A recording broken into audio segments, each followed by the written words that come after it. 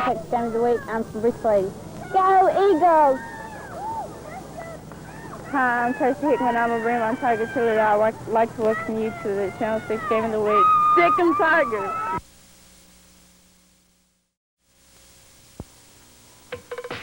KCEN-TV is proud to present the High School Football Game of the Week. The tradition continues here on KCEN.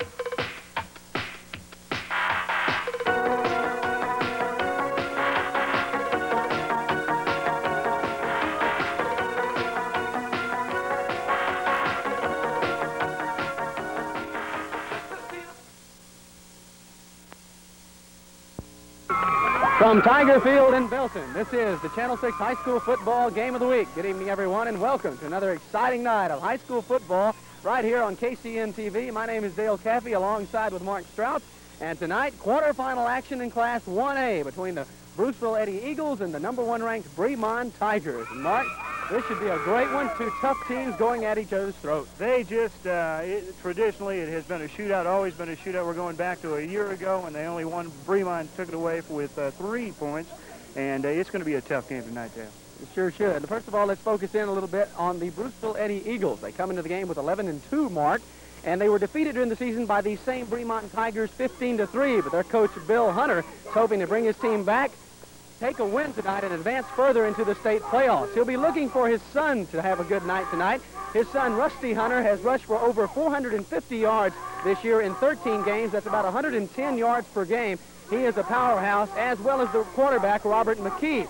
McKee has rushed for over 900 yards, including 10 touchdown passes that he has thrown, so he is also a powerhouse on offense. On defense, look for linebacker Tim Mayr to do the job. He's averaging 15 tackles per game. He's helped out a lot by defensive tackle Alan Trigg with 10 tackles per game. And then that defensive secondary, also Rusty Hunter back there. He has 5 interceptions. But from what I understand, a big running game coming at them tonight from these Bremond Tigers, Mark. Bremond Tigers, perhaps the fastest 1A team anywhere in the state, the #1 team in the state, 13-1 on the season. And there's a father and son team here as well. Chris Cummings, offensive left guard, he is out tonight with a sprained knee, and that is the key here. There's been a lot of injuries for the Bremond Tigers. Their leading rusher, William Edward, will be on the sideline, might see limited action. He has had a sprained ankle. He has been out for 2 weeks. Van Bradley, their quarterback, a big guy, tonsillitis early in the week, and there's some reported flu. The coach says it shouldn't bother him tonight. The field is a little bit wet, but shouldn't be a factor. Bremond runs, and both coaches say it's going to be a defensive game. Turnovers are going to be the key tonight. It just should be one heck of a game, Dale. And we're both looking forward to the game tonight. Mark and myself will be back with the opening kickoff right after this. First of all, we would like for you to meet some of the players, the coaches, and the staff of tonight's football game. Highgrove Central High School, and I'd like you to meet the coaching staff and traveling squad of our 1983 Eagles. Robert Duty, defensive coach. Jim Miller, specialty teams. I'd like to say hello to our talent scout, Skippy Vanston. Tim Mayr, play fullback and linebacker. I'm a senior. I'm James Johnson, wingback, defensive safety, and I'm a junior. Paul Tilley, junior, split end, and safety. Anthony Johnson, fullback, defensive end, junior. Darryl Hogan, sophomore, split end, defensive back. Rusty Hunter, tailback, defensive cornerback, senior. Clifford Caldwell, tailback, senior. Kevin Williams, junior, safety. Darren Griffin, senior, guard, Noseguard. Kevin Krumnow, senior, center, defensive tackle. Dale Brumble, senior, deep offensive tackle. On Sauceda, sophomore, left guard. Joe Davis, Jiminez, tackle and linebacker. Ralph Eberspacher, senior, tackle. Alan Trigg, senior, offensive tight end, defensive tackle. Robert McKee, senior, offensive quarterback and defensive back. Randy Cortese, junior, tight end. Rick Goff, junior, split end. Andy Casey, guard and defensive end. Tim Moore, senior, guard. Jeff Odom, freshman, center. Joey Deleon, freshman, split end. Michael Frost, freshman, fullback. Johnny Gonzalez, freshman, fullback. Chris K, student manager. He's Angel, student manager. I'm Bill Cummings, and I'd like to welcome you to the ball game tonight, and I'd like to introduce our Bremond coaches and the 1983 Bremond Tigers to you. Coach? Jared Russ, I'm the backfield coach. Ronnie Grahowski, assistant coach. Manny Taylor, offensive end, defensive end, senior. Bradley Van, senior, quarterback. William Edwards, senior, offensive tailback, defensive cornerback. James Wallace, senior, offensive halfback, defensive strong safety. Darryl Cass, senior, linebacker and tight end. Dave Martin, senior, split end. Van Taylor, senior, fullback, Linebacker. Percy Edwards, offensive tackle, senior. Come on up close. Lee Massengill, senior, defensive tackle. Tony Newton, senior, defensive end. Andy Burnett, senior, split end. Shelton Chapman, senior, nose guard. Larry Wineski, left guard, junior. Paul Spanovic, junior, quarterback. Sam Pruitt, junior, guard. Tommy Snell, 74, junior guard. Dave Wynn, junior, quarterback. Johnny Richardson, junior, center. Galen Martin, junior, tackle. Andy Slofko, junior, tackle. Adam Morgan, sophomore, running back. Jimmy Scott, sophomore, running back. Kevin Joseph, sophomore, running back. Bobby Sanford, sophomore, tackle. Christopher Cummings, sophomore, left guard. Brittany Gritch, sophomore, offensive end. Mickey Greenstay, sophomore, offensive end. John Barone, freshman, halfback. James Baker, freshman, fullback. Matt Samford, freshman, tackle. Dennis Wilgoneski, freshman, guard. Edward Hall, freshman, center. Chad Wilgoneski, freshman, end. Billy Snell, freshman, nose guard. Hi, Sharon. Dwayne Van, statistician. Denny Roberts, spotter. Lou Brazil, manager. Roshan Bailey, manager. Laura Scott, manager. Laura Cross, statistician. Ball game of the week. My name is Dale Caffey alongside with Mark Strauss, and tonight quarterfinal playoff action in Class 1A. The Bruceville-Eddy Eagles taking on the #1 ranked Bremond Tigers. We take a good look at the Bremond Tigers. They have taken the field now, and we're about ready for the Bruceville-Eddy Eagles to run through their side and to go to their side of the field. Bremond, of course, wearing their red uniforms tonight, and Bruceville-Eddy will be wearing their gold. Heck, looking at those guys as they came out, the Bremond Tigers look big. I don't know, as big as maybe a 5A team, or at least a 3A team. As we wait for Bruceville-Eddy to come out, we talked to both coaches before the game, Dale, and although Bremond has been riddled with some injuries, a little bit of a flu, there is a tradition there that somehow tells you that this game is going to be one heck of a firecracker when things get going here. That's right, and both teams have been very successful in playoff action. Of course, they're successful during the regular season. That's how they get to the playoffs, but very successful in the playoffs. First of all, Bremond got by Granger in the zone playoffs, probably their toughest game of the year, 14-13, but then when they went on further into the playoffs, a 20-0 win over Rock Springs and a 44-0 win over Runge last week. Whereas Bruceville-Eddy defeated Holland in the zone playoffs 30-19, and they defeated Ingram 42-12, and then last week a win over Ben Bolt 16-7. So they both proved that they are worthy of a state crown. It's kind of funny when we talked to Coach Bill Cummings from Bremond before the game, said that he made it here kind of easily because of that big 42-0 win last week, but they got beat up. And if any team that has made it to the quarterfinals has got to feel some aches and pains here and there, and that is both teams are feeling it tonight. Terrific night for football. The field is a little bit wet, but neither coach thinks there's really going to be a factor. There's no standing water anyplace, and Bremond, perhaps the fastest team on the ground in 1A in the state. and they expect to run it right up the middle, according to Coach Cummings. And Bruceville-Eddy's looking for a tough defensive game tonight. That's all they want to do, try to contain and poke it in once in a while. And I don't know, I'm looking for a replay of last year's matchup when it went right down to the wire, the final moments, and Bruceville-Eddy was down on the 24-yard line when Robert McKee, quarterback, threw an interception, and they lost that game 24-21. And I don't know, I think we've got one heck of a game in front of us tonight, Dale. Of course, earlier this year, these same two teams met, being that they are both members of District 13A, the north zone of that district.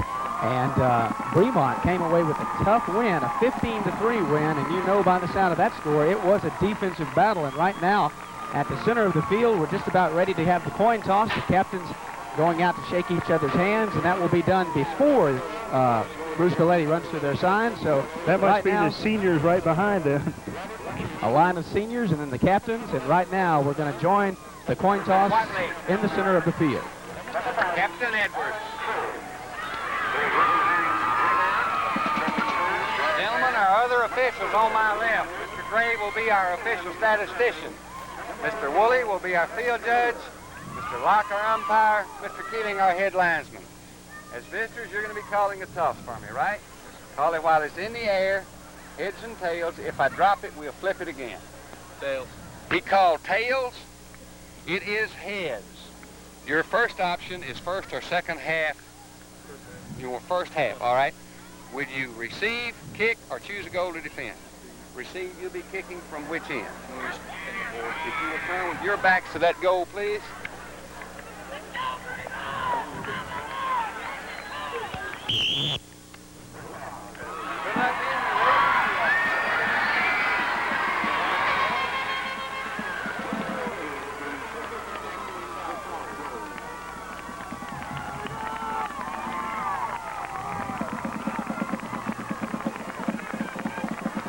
And as you witnessed, Bremond won the toss, elected to receive. They will be defending the north goal, and defending the south goal and kicking off will be the team that is running through their sign right now, the Bruceville-Eddy Eagles, 11-2 on the season. They'll be going up against the 13-0 Bremond Tigers.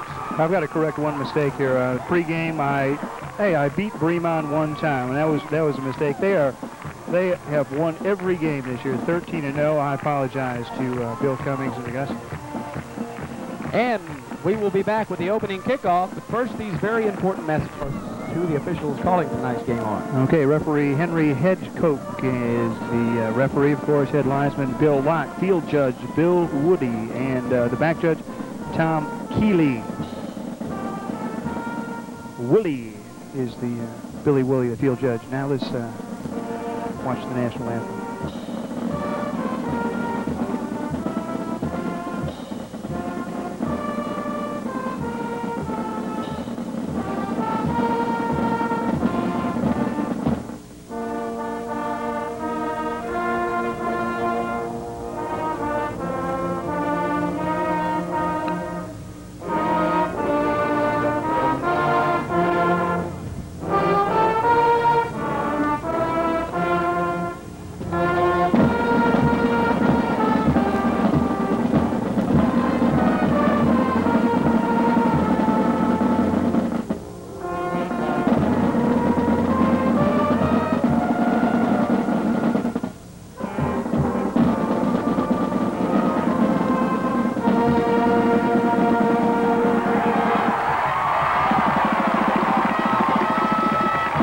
The stands look pretty full tonight, both sides. Good crowd out on a 50 degrees and a damp night here at Tiger Stadium. The field is in remarkably good shape. Big crowd out there, and although it is wet, the ball might be a little bit slippery, but footing is real good, and looking for one heck of a running game tonight. Of course, Bruceville-Eddy were looking for the passing game. We saw them in pregame, and they were hitting their patterns real well. Ready for the kickoff. And number 33, Kevin Williams, has the ball on the tee, and he will be kicking deep to Bremond's number 22, Jimmy Scott, number 1, Andy Taylor, and number 10, James Watley. And this quarterfinal Class 1A game is underway, and the kickoff will come down to number 23, pardon me, 83. Young man's name is Andy Burnett. Burnett returns it up to about the 35-yard line. And that is where Bremond will have the ball, 1st and 10 at their own 34. It looks like they're spotting it at. They told me tonight, Dale, that if I sat in for Butch Henry, that I had to talk like him as much as I could. And I'm working on that, too, okay? Butch unable to be with us tonight. He is running an Optimus Classic basketball tournament being held in Waco this week. The man is a sports maniac. I think you have to agree on that. He knows his sports, and that is for sure. 1st and 10 now. Bremond with the ball at the 34-yard line. A full house backfield. The quarterback is Brad Van, and this time the pitch out to number 44, Van Taylor. And Van Taylor crosses the corner, turns the corner up to about the 45, forced out of bounds by Tim Mayr. Quickly, let's go over the starting offensive lineups for you. For the Bremond Tigers, the quarterback, number 2, Brad Van. Number 4 is the tailback, William Edwards. The wingback is number 10, James Wadley. Number 44, the fullback, is Van Taylor. As you take a look at the replay, and Van Taylor really doing his stuff early in the game. The split in is Andy Taylor, the tight end, Gerald Ricketta. The center is Johnny Richardson. The guards, Shannon Pruitt and Tony Newton. And the tackles, Percy Edwards and Lee Massengill. Now for a first down on the first play of the ball game. 1st and 10 now for Bremond at their own 45-yard line from the wishbone formation. The give to Jimmy Scott. Scott up across the 45 down to about the 49-yard line. Gain of about 4 yards on the play. It'll be 2nd down and 6. And we're going to see a lot of Van Taylor. He's a 190-pound senior, goes both ways, and the number 2 tackler on this Bremond team. 15 tackles per game. And quite a little runner, too. This is just what Coach Cummings said they were going to do. They're going to try to run the ball, and that's exactly what they're doing right now. Once again, 2nd down and 6, and this time, again, the wishbone formation, and the give to Van Taylor. Taylor may have gotten a yard on the play. It'll be 2nd down and 5 as he reaches midfield. Having a little bit of audio difficulty here early in the game. We hope to get that corrected for you shortly. Piled them up right in the center. Bruceville-Eddy playing some tough defense, and that is what we expect from them. Up front, Jiminez. How do you say that name? Number 59. Jiminez. That's obviously a French name. Senior, 175-pound tackle in on that one. 3rd down and 5. And slipping down as he got the ball, number 44, Van Taylor. And that's going to make a 4th down situation. 4th and still about 5 needed for the 1st down. We'll quickly go over now the starting defense for you for the Bruceville-Eddy Eagles. The nose guard, Darren Griffin. The tackles, Kevin Krumnow and Alan Trigg. The ends, Tim Moore and Anthony Johnson. The linebackers, Tim Mayr and Joe Jiminez. The corners, Robert McKee and Rusty Hunter. And the safeties are Paul Tilley and Kevin Williams. And now it's the punting situation for the Bremond Tigers as number 14, Gerald Ricketta, gets the punt away.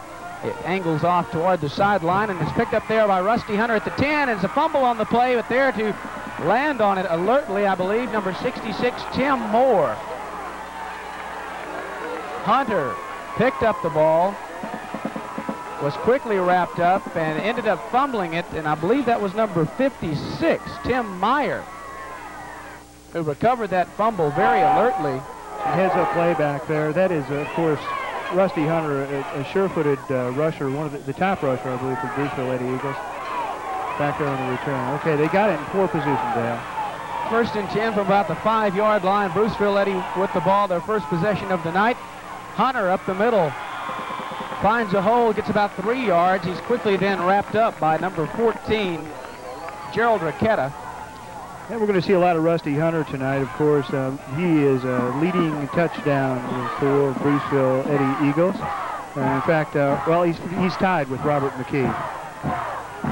On 2nd down, the fake to Hunter, and Robert McKee around the left side finds an opening. He's turned the corner, and look at McKee go up to about the 30 before he is forced out of bounds by Brad Van. Plenty for a 1st down quickly. The Bruceville-Eddy starting offensive lineup, the quarterback, Robert McKee. The tailback is Rusty Hunter, number 24. Wingback, number 33, Kevin Williams. And fullback, Anthony Johnson, number 74. As we take a look at Robert McKee on the replay. He just great run that time. Just sweeps around left hand, and you can expect to see a lot of that. He is tied for the leading rusher on that Bruceville-Eddy team. 1st and 10, ball at the 30-yard line. We'll finish up the Bruceville-Eddy starting offensive lineup for you in just a moment. The call goes to Rusty Hunter, and Hunter once again finds a little bit of a hole on the right side this time. Gets about 3. It's going to be 2nd down and 7. Split in for Bruceville-Eddy is Paul Tilley. The tight end is big Alan Trigg, number 90. Weighs about 210 pounds, maybe more than that by now. It's been in the playoffs. He's probably been eating a little bit heavier. 240 pounds. Correct me on that. Ouch. Big boy. The offensive line, number 50, Kevin Krumnow, is the center. The guards are Darren, Griffin, and Tim Moore. The tackles, Tim Mayr and Joe Jiminez. And this time, once again, Robert McKee with that little fake up the middle to Rusty Hunter. McKee keeps around the right side this time. And he's entered Bremond territory, knocked out of bounds at about the 45-yard line before he is knocked out of the bounds there by James Watley. But early in the game, as we can take a look at the replay, Mark, Bruceville-Eddy means business here on offense. They sure do. 2 top runners. Here's one of them. Robert McKee, the big quarterback, 170-pound senior, and he just takes it around the right side and picks up some yards. We'll see a lot of that tonight. We'll see a lot of probably Rusty Hunter as well. 1st and 10. Bruceville-Eddy at the Bremond 46-yard line. Rusty Hunter up the middle. Rusty Hunter up to about the 30-yard line. A game about 15 yards brought down by William Edwards. Now, William Edwards was questionable coming into tonight's game. He had an ankle injury. He probably will not see a lot of action on offense, even though he is the Bremond Tigers' leading rusher with over 1,300 yards. But he is starting on defense. He wears the number 4 jersey. Quite an athlete. Coach Cummings said that everybody's hurt, but they play with pain, and as long as it's not too bad, they'll tape them up and go with it. Here we go. 1st and 10, Bruceville-Eddy, the give up the middle and a fumble. Anthony Johnson got the call. He fumbles as he goes up the middle. A big break here early in the game. Number 75 for Bremond. And don't have a number on the roster for number 75. I hope I spotted the number right. I believe it was 75, but at any case, Bremond has the ball 1st and 10 as Billy Snell got that fumble, and we'll be back with more action right after these commercial messages. Handoff to Jimmy Scott. Scott looked as though he was going to be brought down for a loss on the play, turns it into a big gain of about 15 yards before Rusty Hunter knocked him out of bounds at about the 43-yard line. And we have an injury on the play. A Bruceville-Eddy young man down on the play. Can't spot his number right now, but a fine gain on 1st down for Bremond. Jimmy Scott took the ball, scampered around to the right side. As we look at the crowd, good crowd tonight. Both teams well represented here. This is a traditional rivalry, Dale. These teams love to meet each other. They respect each other, immense respect between the coaches, and they just know going into it that they're going to have one heck of a game. Big crowd out there tonight. 7 minutes, 31 seconds remaining in our first quarter. No score. 2 very tough teams, physical teams. And both teams, Mark, pride themselves on their defenses especially. Both of them score about 40 points per game, but the real pride is their defense. You know, both teams have 8 shutouts coming into tonight's game, and that's quite a thing to be proud about. That was Joe Jiminez, the guy that I had a little trouble with his name earlier on. He seems to be all right, walking off a little bit slowly, but he's tough. He'll walk it off, and we'll probably see some action a little bit later on in the game. And he, too, is a fine athlete.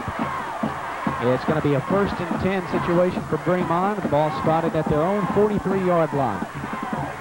Bremond on the move. Once again, your quarterback is Brad Van, this time from the power I formation.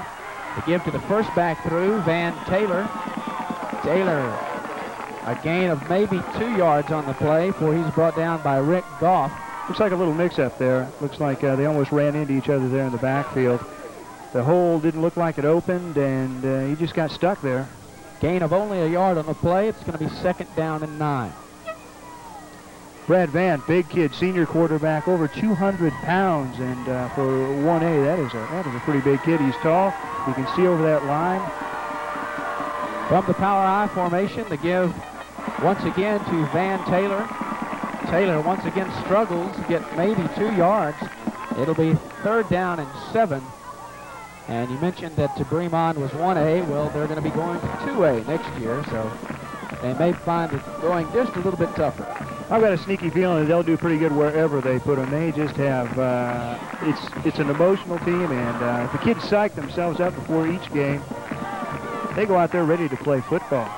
It's just a football town. 3rd and 7, and we'll see if quarterback Brad Van passes the ball this time. They're lined up in the power I formation with 2 tight ends. It looks like a running play in the making, and once again, it looked like a little bit of a mix-up in the backfield as Brad Van is forced to keep the ball. He gets up to about the 50, but he's going to be well short of the first down, short by about 3 yards. And it's going to be another punting situation, maybe. You never can tell about Coach Bill Cummings. Curtis, though, he ran into tailback James Whaley. Just didn't get wide enough as they bellied out on that one. But Rusty Hunter is going back deep to receive the punt, and evidently number 14, Gerald Riquetta, will do the punting for Bremond. He has the snap. He takes a look, and he gets the punt away. It's a low liner.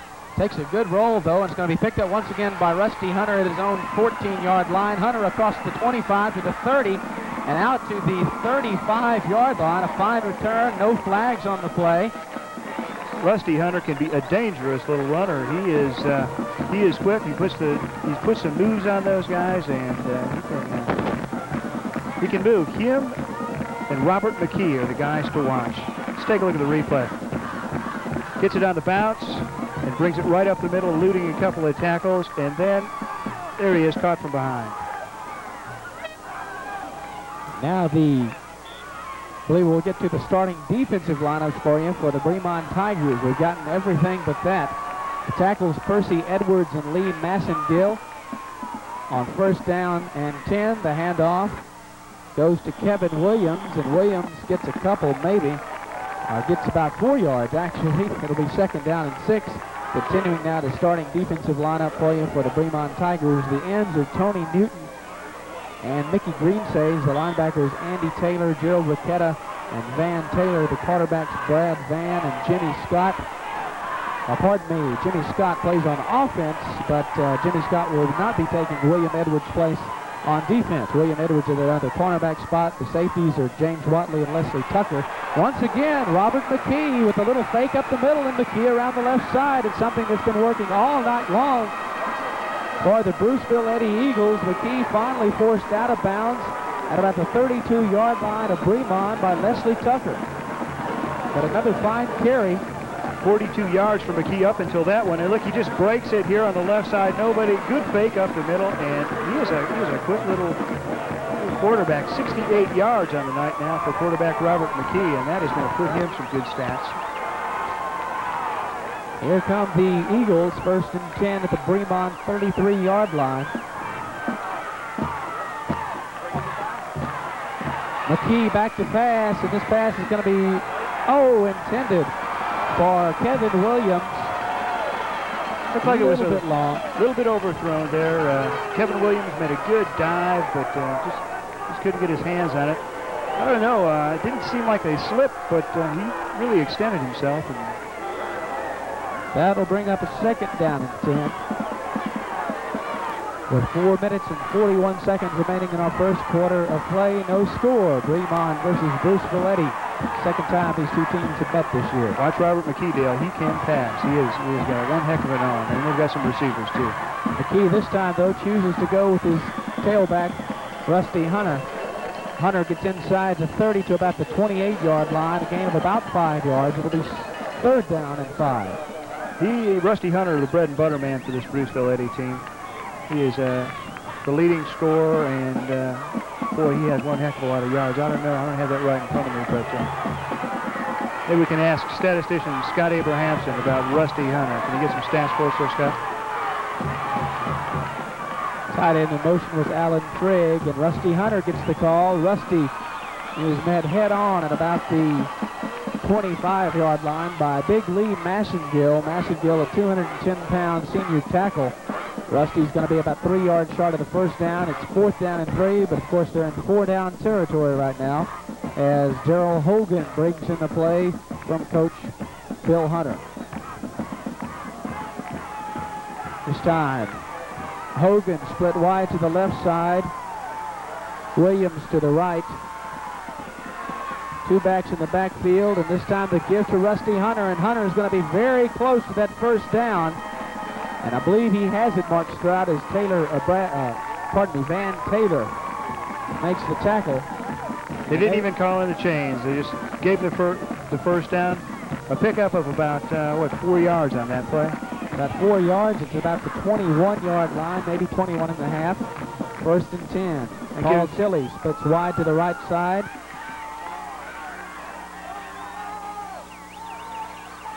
This time, once again, that's Robert McKee with the keeper, and this time it's picked up very well by William Edwards, the big cornerback.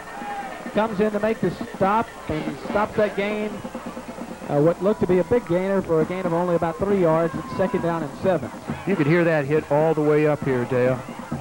William Edwards, a tough, hard-nosed defensive ball player and one heck of an offensive ball player, but he's just playing the defense tonight. Hitting another good ball player, Robert McKee. McKee brings him back up to the line. Rick Goff split wide to the right side. Your wingback to the left is Kevin Williams. Rusty Hunter gets the call up the middle. Hunter still on his feet and inside the 15 to about the 12. He's going to be short of the 1st down by about a yard as Van Taylor once again makes the stop for the Tigers. That gives Rusty Hunter 36 yards on the night, about 36 yards for Rusty Hunter in rushing, and they rely on him a lot. Him and McKee, those are the guys to key on. And so far, Bruceville-Eddy has come out romping. They have really tallied up some yards here in the 1st quarter against these tough Bremond Tigers, ranked number 1 in the state in Class 1A. That time on a trap play. Rusty Hunter gets the call. He's quickly wrapped up at about the line of scrimmage. I believe he still managed to get a couple of yards. Billy Snell making the stops. But it is enough for a 1st down. And now it's 1st and 10 from the 10, maybe 1st and goal. I believe they're marking it about the 10.5-yard line. So if need be, they could get another 1st down before going in for the touchdown. Senior Ralph Eberspacher in on that play, just brushed off Hunter. He didn't think he had the ball. Knocked him down and went after McKee. Quarterback sneak up the middle. Robert McKee gets a couple. It's going to be 2nd down and 8. There was one hard-nosed ball player. That was Floyd Crouch. Billy Snell. Billy Snell, I was talking about Billy Snell, right?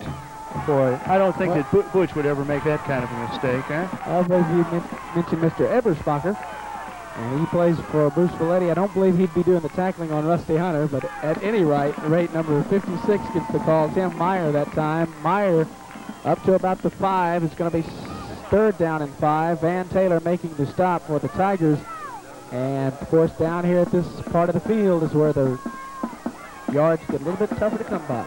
You bet. Coach Bill Hunter said that he would be happy just to get into that 3rd down position, and that's what he has been doing. They're sticking pretty much to their game plan. 3rd and 5, and here goes Robert McKee keeping around the right side after that fake up the middle, but he's going to be thrown down for maybe no gain, possibly a gain of a yard. Van Taylor coming up from his linebacking position to make that stop as we take a look at a fine replay here. Look at Van Taylor in pursuit, comes over, good poke there. Van Taylor, a senior, 190 pounds. He is the number 2 tackler on the team. He's averaging 15 pokes per game, and Robert McKee had to feel that one. He knocked him right out of bounds. And I believe we're going to have a timeout here as Bruceville-Eddy chooses to call, that is the end of our 1st quarter of play with our score, Bremond nothing, Bruceville-Eddy nothing, but threatening. We'll be back with more in just a moment. The Eagles are threatening to score here as we begin the 2nd quarter of play. They have the ball, 4th down and 3 from the 3. I believe they can inch a little closer. They could get a 1st down at about the half-yard line, and for sure they want to make it that far, if not into the end zone for the touchdown. Perhaps Director Kay Clendenning, the only person sitting down right now is Bruceville-Eddy's Robert McKee brings the guys up to the line. Here we go to give up the middle. Rusty Hunter, and it looks as though he's short of both the touchdown and the 1st down. I believe Bremond's defense has held. They're going to call in the chains. They're going to bring in the chains to make the measurement, but Mark, I believe he is about at least a yard short, because it looks as though he's at about the 1.5-yard line and needed to get to the half-yard line for the 1st down. Very close. It all depends on where they mark that one, Dale. He sliced in there off the left guard, and that's got to take the wind out of their sails. We'll see if they can bring it back next time if they get possession of the ball. And this is not leaving Brad Van and the Bremond Tigers in very good position. So he brings him up to the line. He's got to be working from his own end zone. This time they have two wide receivers, one to the right, one to the left, and the quarterback sneak as Brad Van takes it up the middle. A fine gain on a quarterback sneak, about 5 yards. It'll be 2nd down and 5.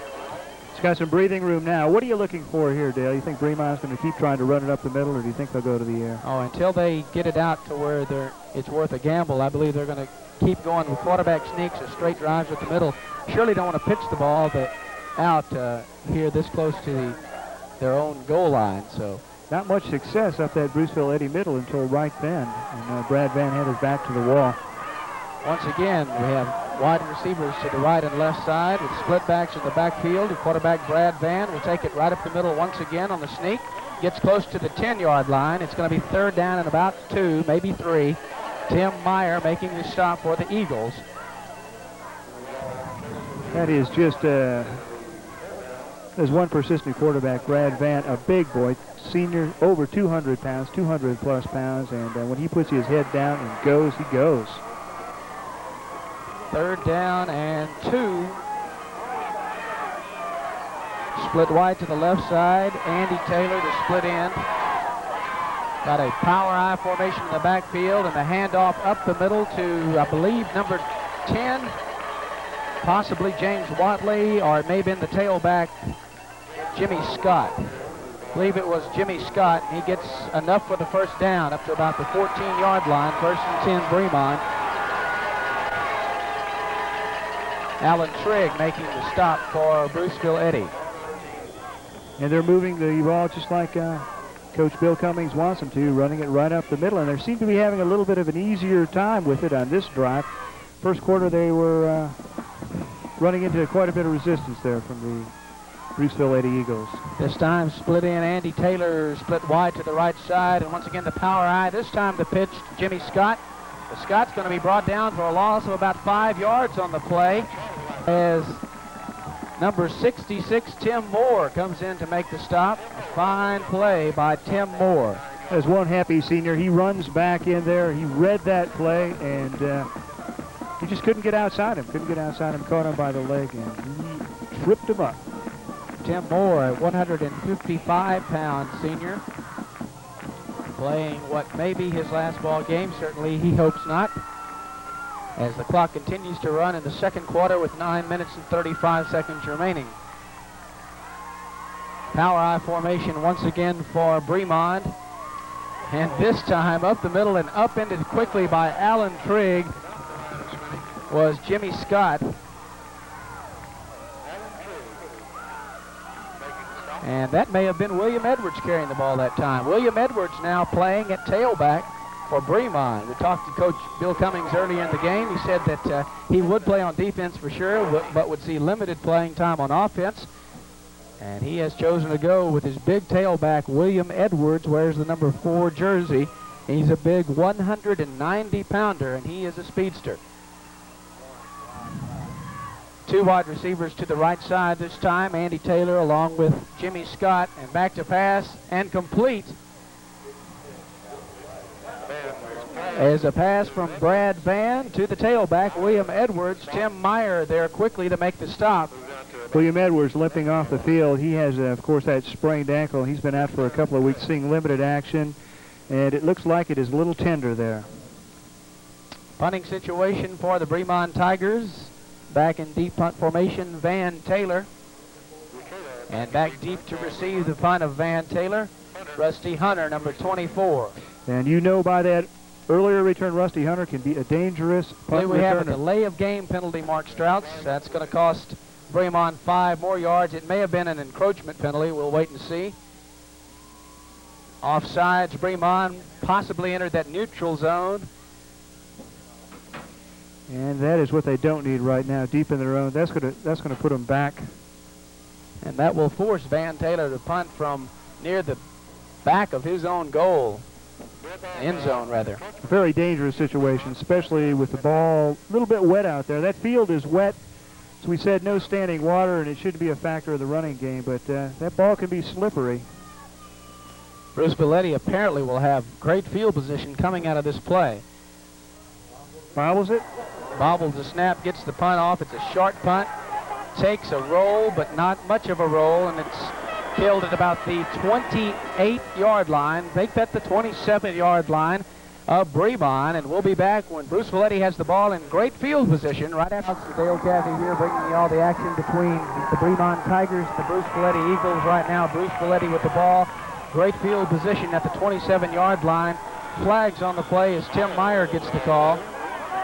Flags all over the place. Let's see, something in the middle there. One heck of a defensive battle so far, Dale, just as predicted. Bruceville-Eddy had some momentum. They marched the ball right down the field to the 1.5-yard line on their last drive. It appears to be against Bremond.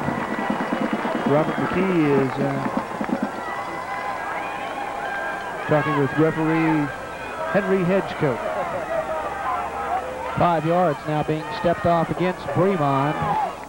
Offsides penalty, probably lined up in that neutral zone. It'll be 1st and 5 now for Bruceville-Eddy. Ball marked inside the 25-yard line of Bremond. Williams, the wide receiver, split in a wingback formation to the left side. Split backs in the backfield.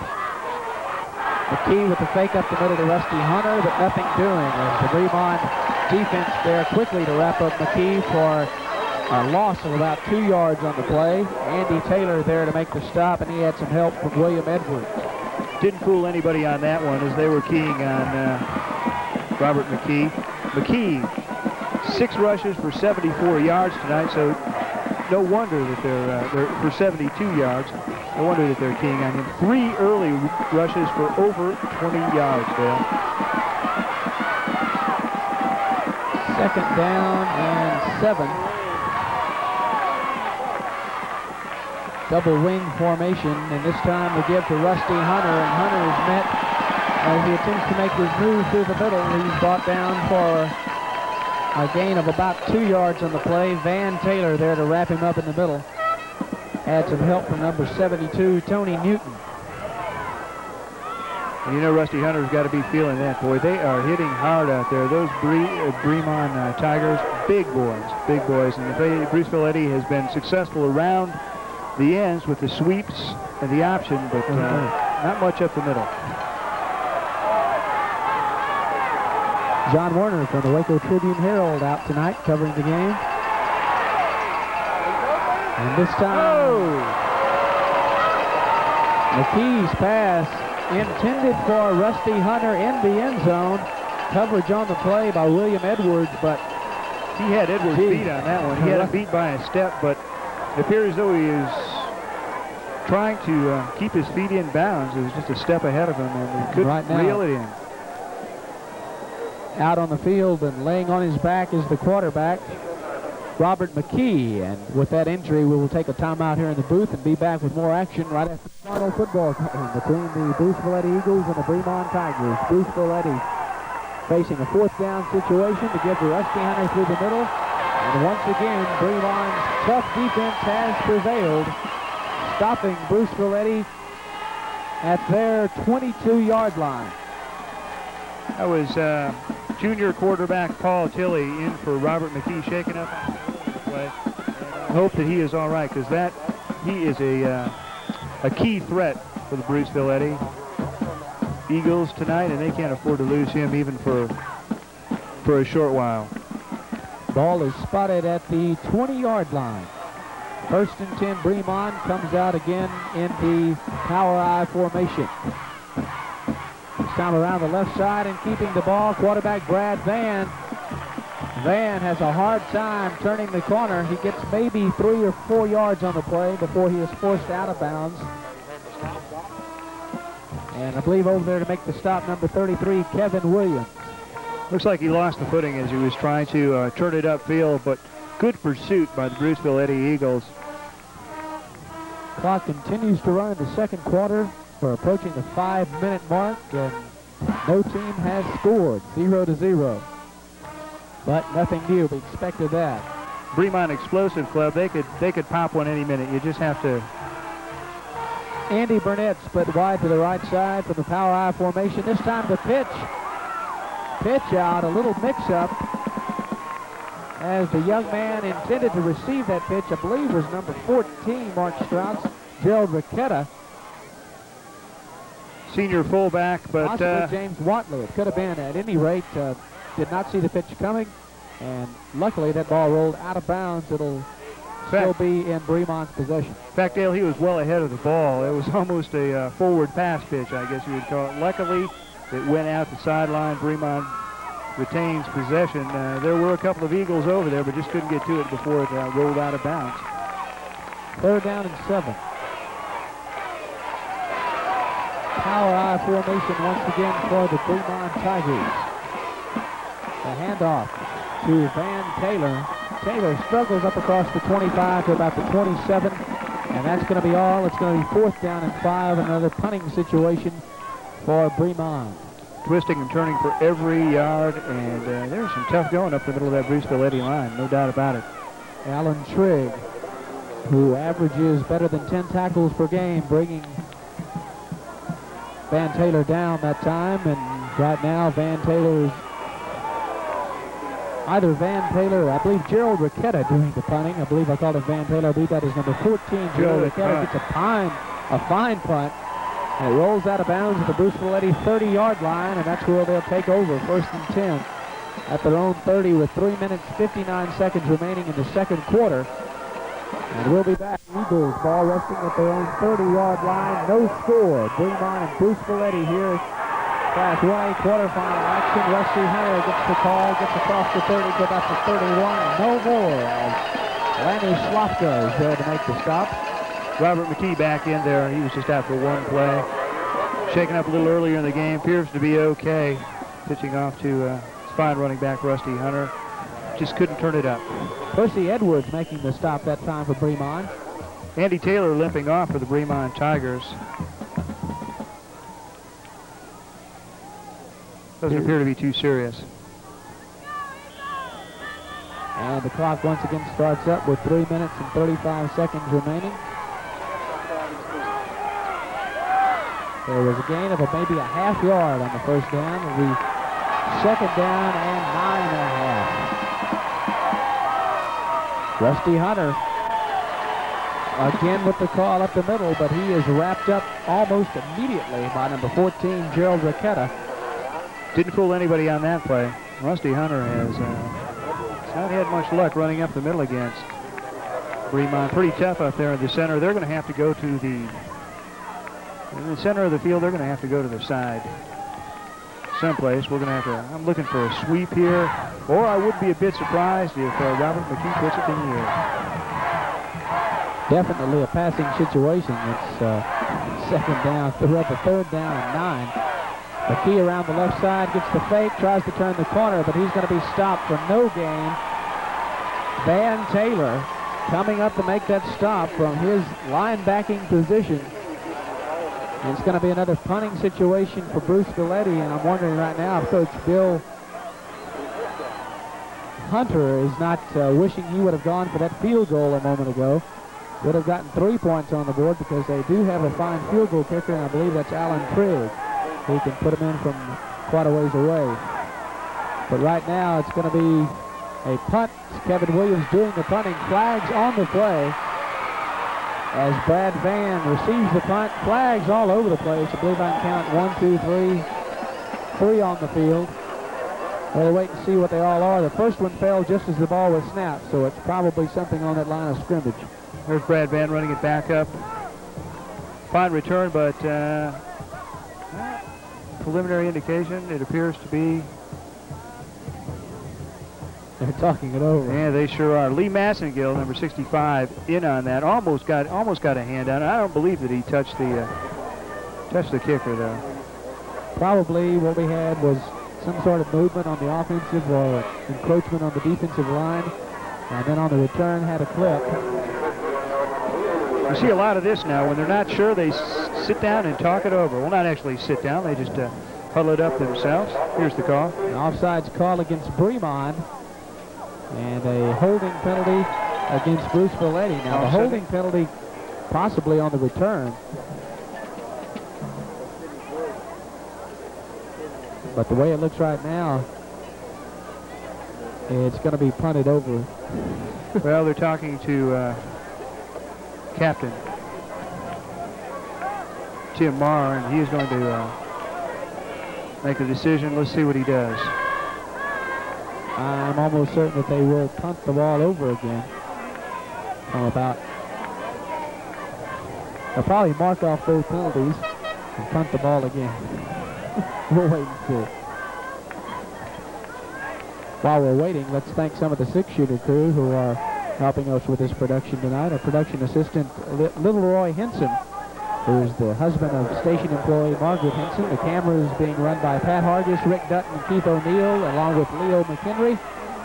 We'll finish up in just a moment. Here's once again the punt. Kevin Williams gets a high punt away. Great hang time. Comes down, takes a Bruceville-Eddy bounce. Going to go inside the 20 and down to about the 16-yard line. That sure did work out to the Eddy Eagles' advantage.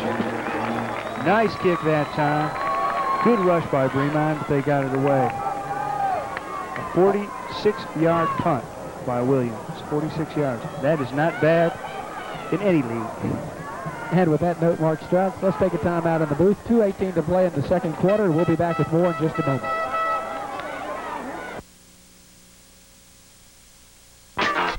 Bremond and Bruceville-Eddy quarterfinal action in the state Class 1A playoffs. On 1st and 10, they call Jimmy Scott. Scott up to about the 18, a gain of 2. It'll be second down and 8. So they're picking on the outside now. They're running sweeps, and they've had pretty good success. Bremond has running to the left side of the Bruceville-Eddy line. Jimmy Scott, sophomore tailback, 168 pounds. Finishing up our crew tonight, audio being run by Ronnie Mahan, instant replay Lou Sturger, technical support from Earl Hill and Tim Harrison. Director is Kay Glendenning, and our producer is Raymond Britton. Our statistician tonight is Scott Abrahamson, and our spotter is Shelley Cathy. Some familiar names here. Van Taylor up the middle, got about 2 on that one. That was a hard 2 yards. And Mark Strauss, that brings up a third down situation of about 6. And talk about a defensive game. The only threat of the night was made by Bruceville-Eddy, but they were stopped short of the goal line, and that's all that counts. What a threat that was, down at the 1.5 yard line. Coming out, no, third down and 7. Back to pass for one of the first times in the game, a second time in the game. Brad Van lets one go, and slipping down, the intended receiver, Andy Taylor, and almost coming up with that interception, Robert McKee. At any rate, good coverage on the play, but that proved there that the wet ground can be a little bit of a factor now. You bet. That was a Hail Mary pass all the way. He just cocked it back and said his prayers. And if he would have connected, look out.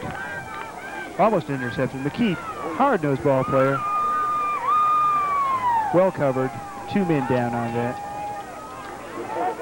Joe Ricketta back in cheap punt formation for Bremond. Rusty Hunter back deep to receive that punt at about midfield.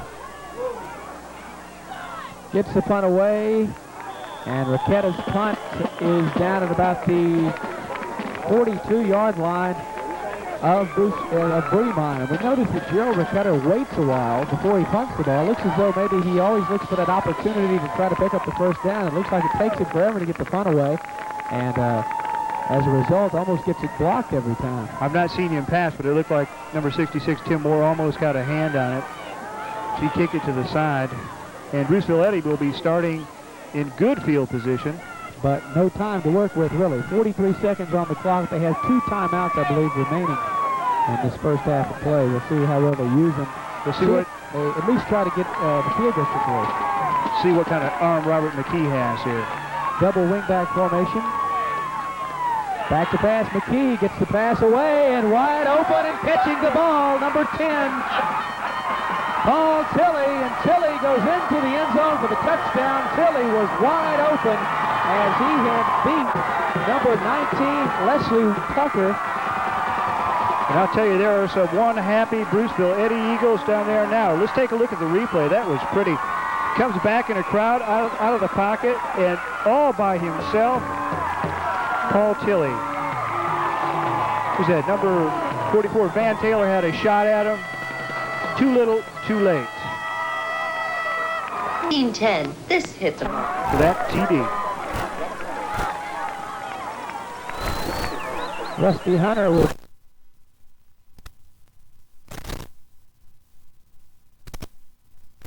flags on the play. Flags went out.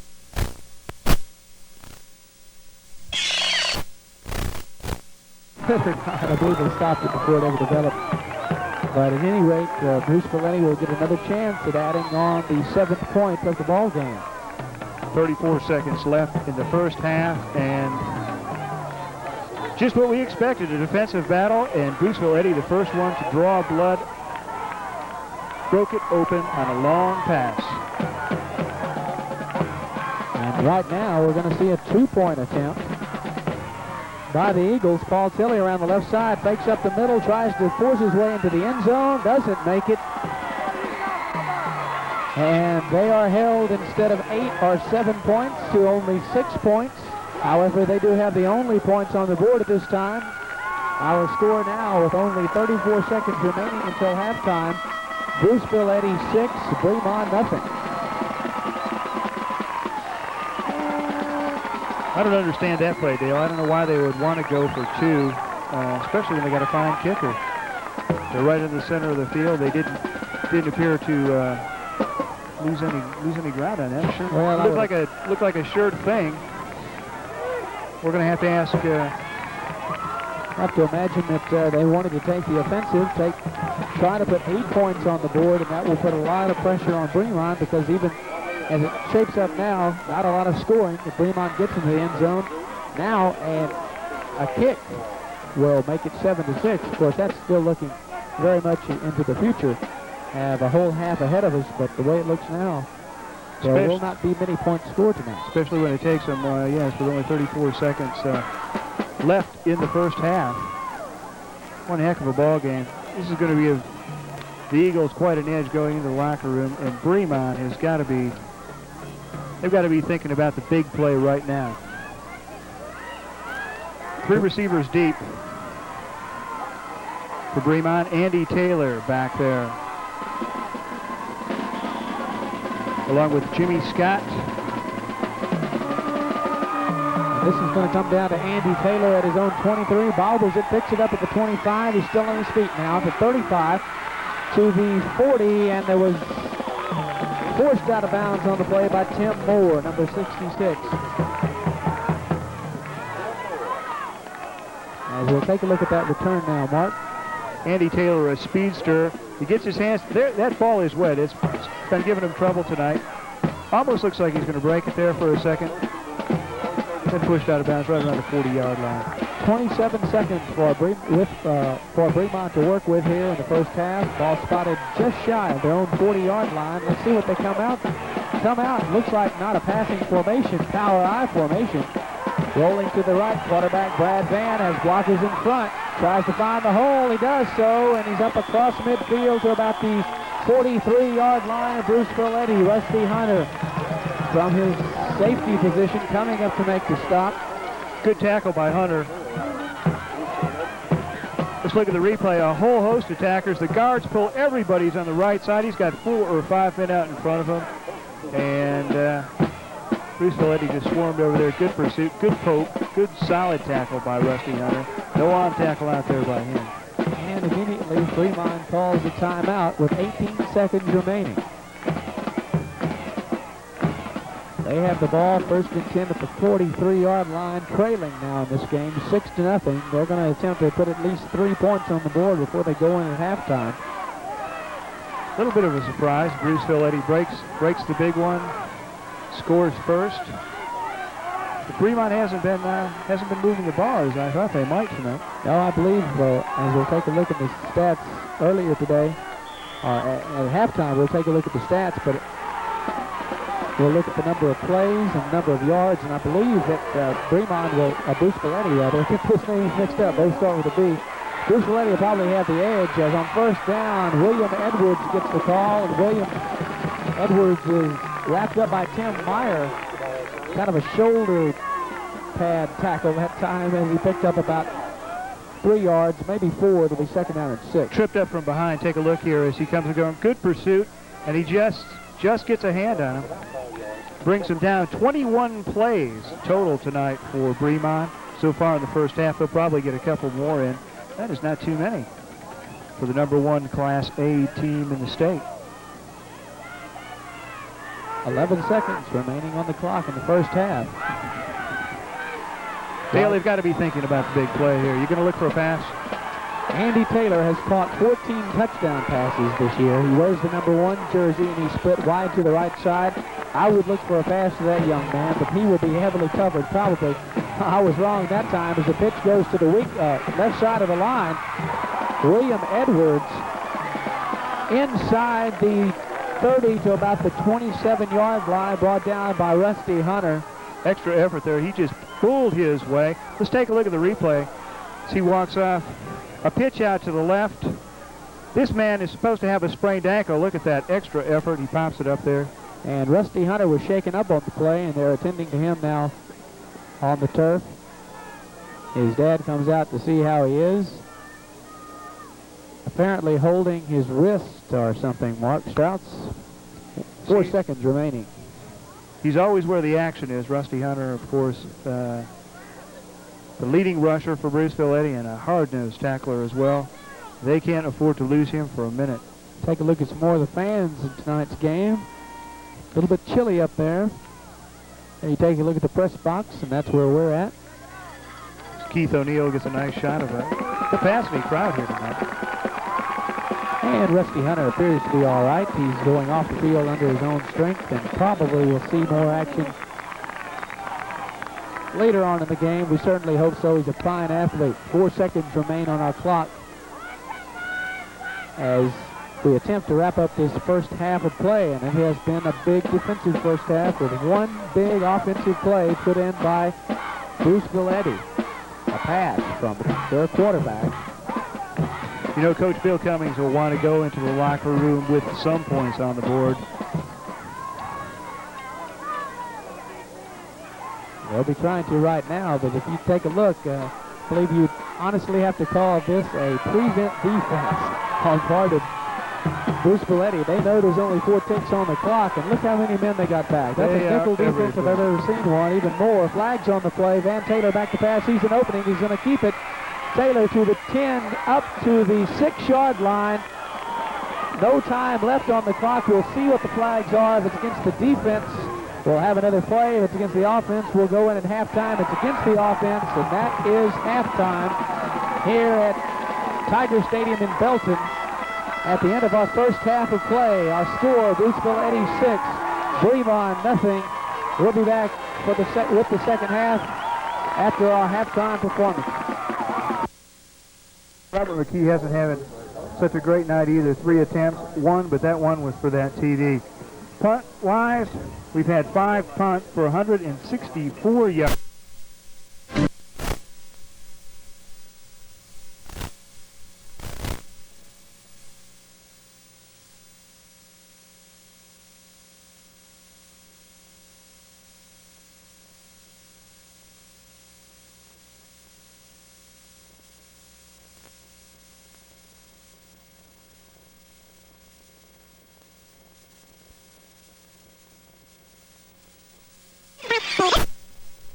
We'll go through the first half stats right now. Bremond with 5 first downs in the first half. Bruceville-Eddy had 6 yards rushing. Bruceville-Eddy with 127. We have... I thought I was wrong.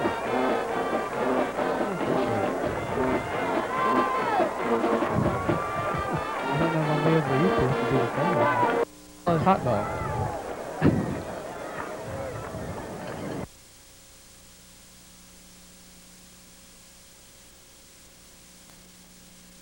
Football game of the week.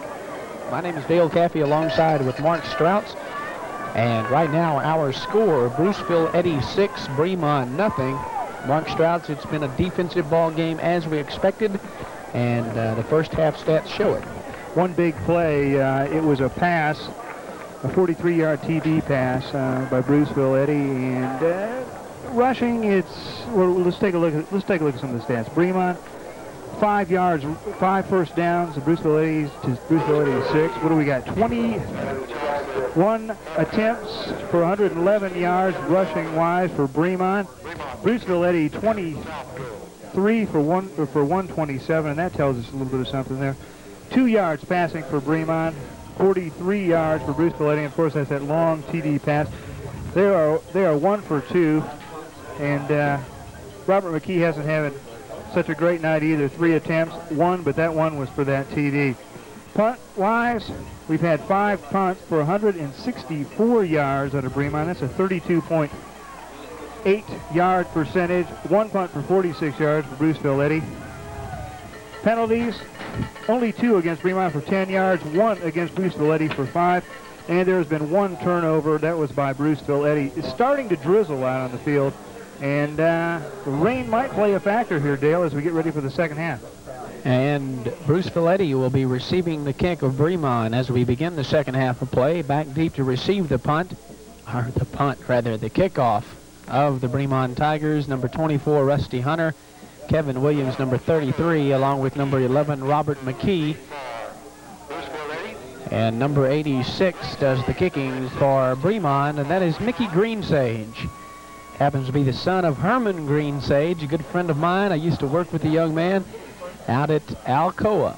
So hello to you, Herman Greensage. We're underway. Second half of play comes down to Robert McKee at his own 15. He's at the 20, over the 25, still on his feet. Finds a hole and gets up across the 35 to the 38-yard line. Brought down by David Wynn. And it's going to be 1st and 10 for Bruceville-Eddy at their own 38-yard line. It almost looked like Robert McKee almost broke it there, but 160-pound junior David Wynn goes in and pops it for the tackle. Dale, I really think that if you see the umbrellas out all over the place, this drizzle might play a factor. See if Bruceville-Eddy can sustain that momentum from the first half.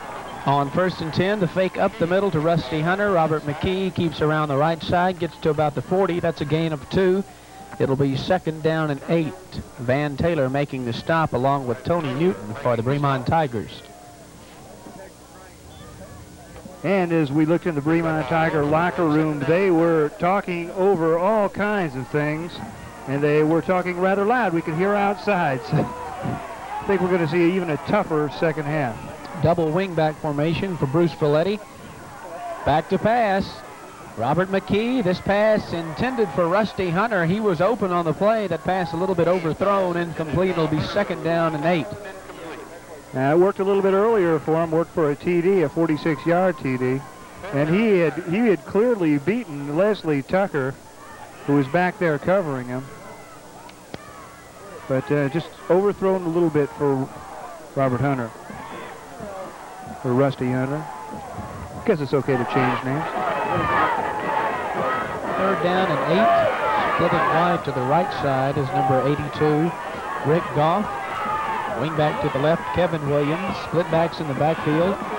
Once again, McKee wants to throw the ball, gets the pass away, and this one's going to be, I believe, incomplete. Almost caught by Kevin Williams.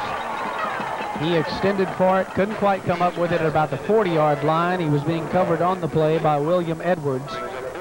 And that brings up a 4th down situation and 8 a punting situation for Bruceville-Eddy. Back deep to receive that punt will be number 2, Brad Van, along with number 1, Andy Taylor. And doing the punting for the Eagles, I believe that's spot his number, I believe Darryl Hogan, number 15. Correction, that time Paul Tilley doing the punting, and a fair catch called for and fumbled by number 10, James Watley.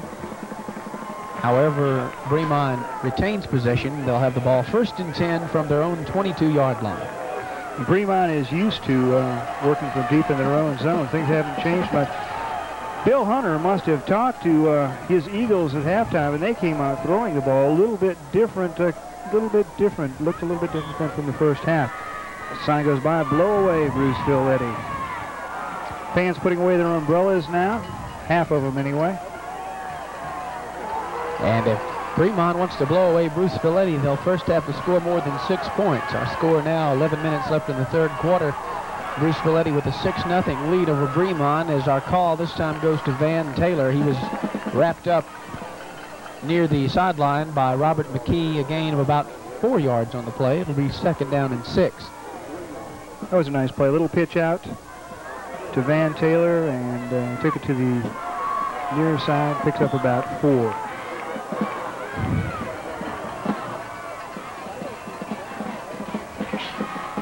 Ten minutes and 32 seconds remaining in our third quarter of play. This time, number 1, Andy Taylor, will split wide to the right side along with number 22, Jimmy Scott. And to give up the middle mark, I believe that was 22, Jimmy Scott getting the call. Splitting wide to the right side that time was James Watley. At any rate, a gain of about 3 more yards on the play. It'll be short of the first down by about 3 yards. Bring up a 3rd down situation as Darren Griffin came in for the Eagles to make that stop. Okay, this is going to be an important play, Dale, for Bremond. This is going to perhaps decide the momentum for the rest of the game as Brad Van brings him up to the line. A wishbone formation, and this time the give straight up the middle to big William Edwards, the 190-pound senior tailback. Finally wrapped up and stopped by number 56, Kim Mayr, but not before he got up to about the 37-yard line, and plenty for a Bremond first down. And if Coach Bill Cummings says he's playing with 1 sprained ankle, maybe they ought to give him 2 if he keeps running like that. Doing a great job. Once again, the Eagles, the Tigers, take little time in that huddle, come out in a wishbone formation, which worked for them that time and worked for them this time to a certain amount. Number 44, Van Taylor with the call. Up across the 40 and brought down by Robert McKee at the 42-yard line. A gain of about 4, maybe 5 yards. It'll be 2nd down. And let's call it 6. That Bremond team has come out this second half, and you can just see the determination. They are just giving it that extra effort.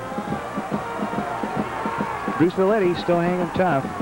Let's wait and see. Brad Van does. James Watley split wide to the right side along with Arthur Anderson, and this time the give to big number 4, William Edwards. He is the workhorse for this Bremond team. He's been out for the past couple of weeks, but he is back, and they're using him on offense here in the second half, and rightfully so. They need some yards.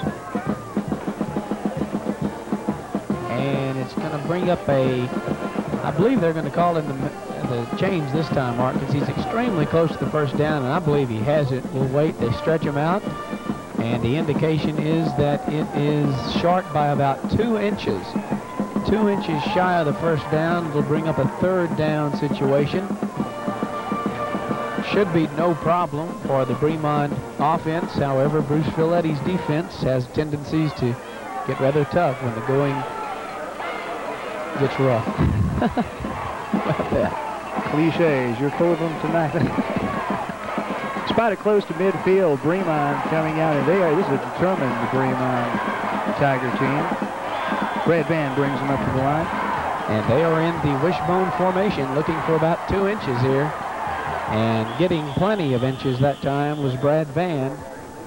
Up near midfield, appears to have plenty for that first down. 1st and 10, Bremond. There's not much you can do against Brad Van when he decides to put his head down and go for a couple of yards. He usually gets at 200+ pounds, a big kid, and that's just what he did. First down as they sustain that drive. This is going to be a very important drive for Bremond.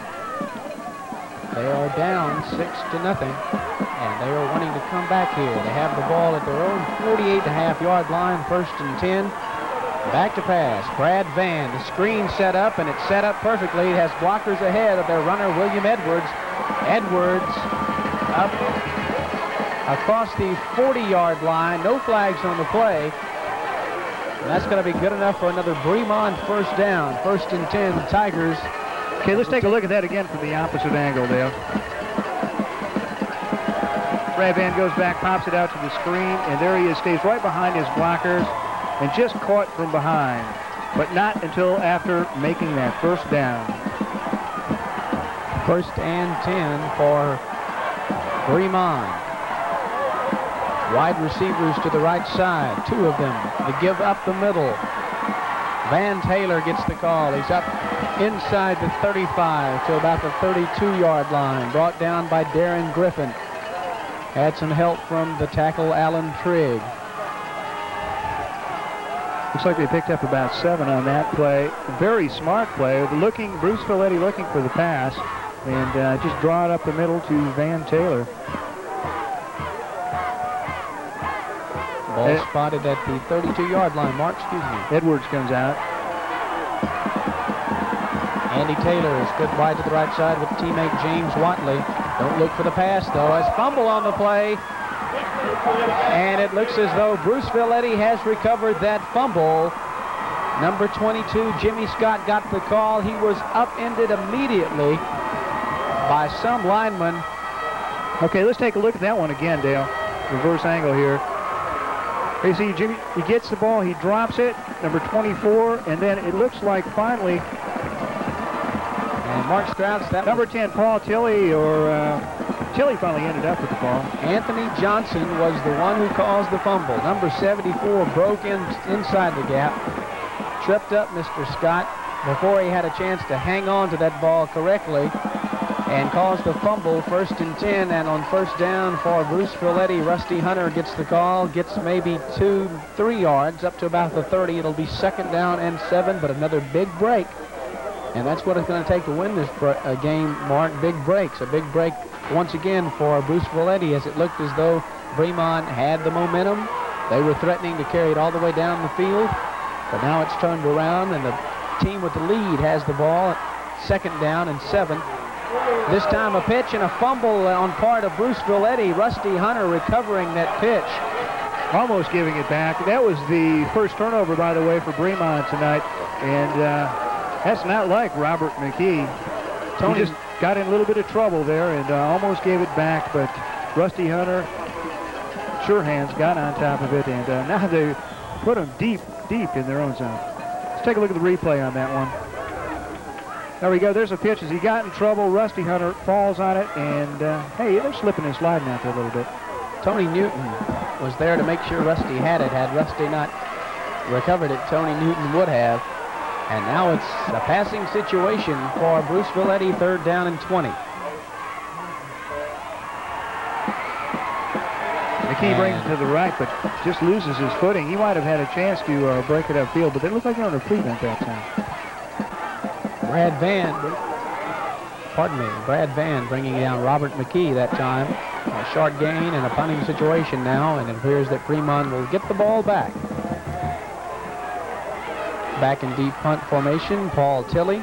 Back deep to receive the punt of Tilley is number 2, Brad Van, along with number 10, James Watley, and also there, I believe, is Andy Taylor. And it is Van with the ball at his own 45. He's up across the 40, or rather midfield, and up to about the 46-yard line of Bruceville-Eddy. Tripped up by Clifford Caldwell. And nice punt again by Paul Tilley. And with a timeout on the field, we'll take a timeout in the booth. We'll be back with more right up. And back to pass, quarterback Brad Van, and this pass is completed. Touchdown, Bruceville-Eddy, Andy Taylor. Andy Taylor takes that pass in from quarterback Brad Van, and it's a touchdown, Bremond Tigers. Our game is tied 6-6. And Mark Strauss, I want to let you know that is the 15th touchdown pass that Andy Taylor has received this year. I guess he felt he just had to return the favor. That was almost the same play that Bruceville-Eddy scored on in the first half. I have a correction. That was the 15th time that quarterback Brad Van has thrown for a touchdown, the 12th time that has been a touchdown pass to Mr. Andy Taylor. Although it's a defensive battle, a couple of big passing plays is making it kind of exciting. Expect it to be a little bit wide open here in the second half. What do you think all they need is one, but they're talking it over in the huddle. They're going to go for the 2-point play. I would believe it, unless they don't have a kicker, I believe it would be a big mistake. I won't second guess the coaches, but I'd go for the easy one-pointer. I say easy, it's not easy to kick it through the uprights, but I believe it's a lot easier to kick it through the uprights than to gain these 3 tough yards. And that's what they're going to try to do as they line up. Number 86, Mickey Greensage, the kicker for Bremond, is going to attempt to put the Tigers up on top by a point. Snap is down. Mickey Greensage's kick is up. It's through the uprights, and it is good. With 5:03 remaining in our third quarter of play, our score now reads Bremond 7, Bruceville-Eddy 6. We'll be back with more in just a moment. Back at Tiger Stadium in Belton, where the Bremond Tigers have just taken the lead. They lead it now 7-6 over the Bruceville-Eddy Eagles. Playoff action, Class 1A high school football. We're back underway. And Bremond's kick comes down to number 30, I do believe, that 33 rather. Kevin Williams is quickly wrapped up by Andy Taylor. Bruceville-Eddy will take over 1st and 10 from their own 24-yard line.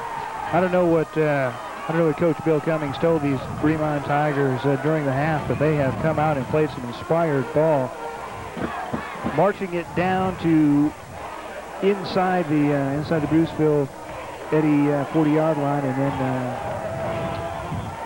inside their 50-yard line rather than a 47-yard touchdown pass, paying them back for that 46-yarder in the first half. 1st and 10, Bruceville-Eddy, split wide to the left side, Paul Tilley.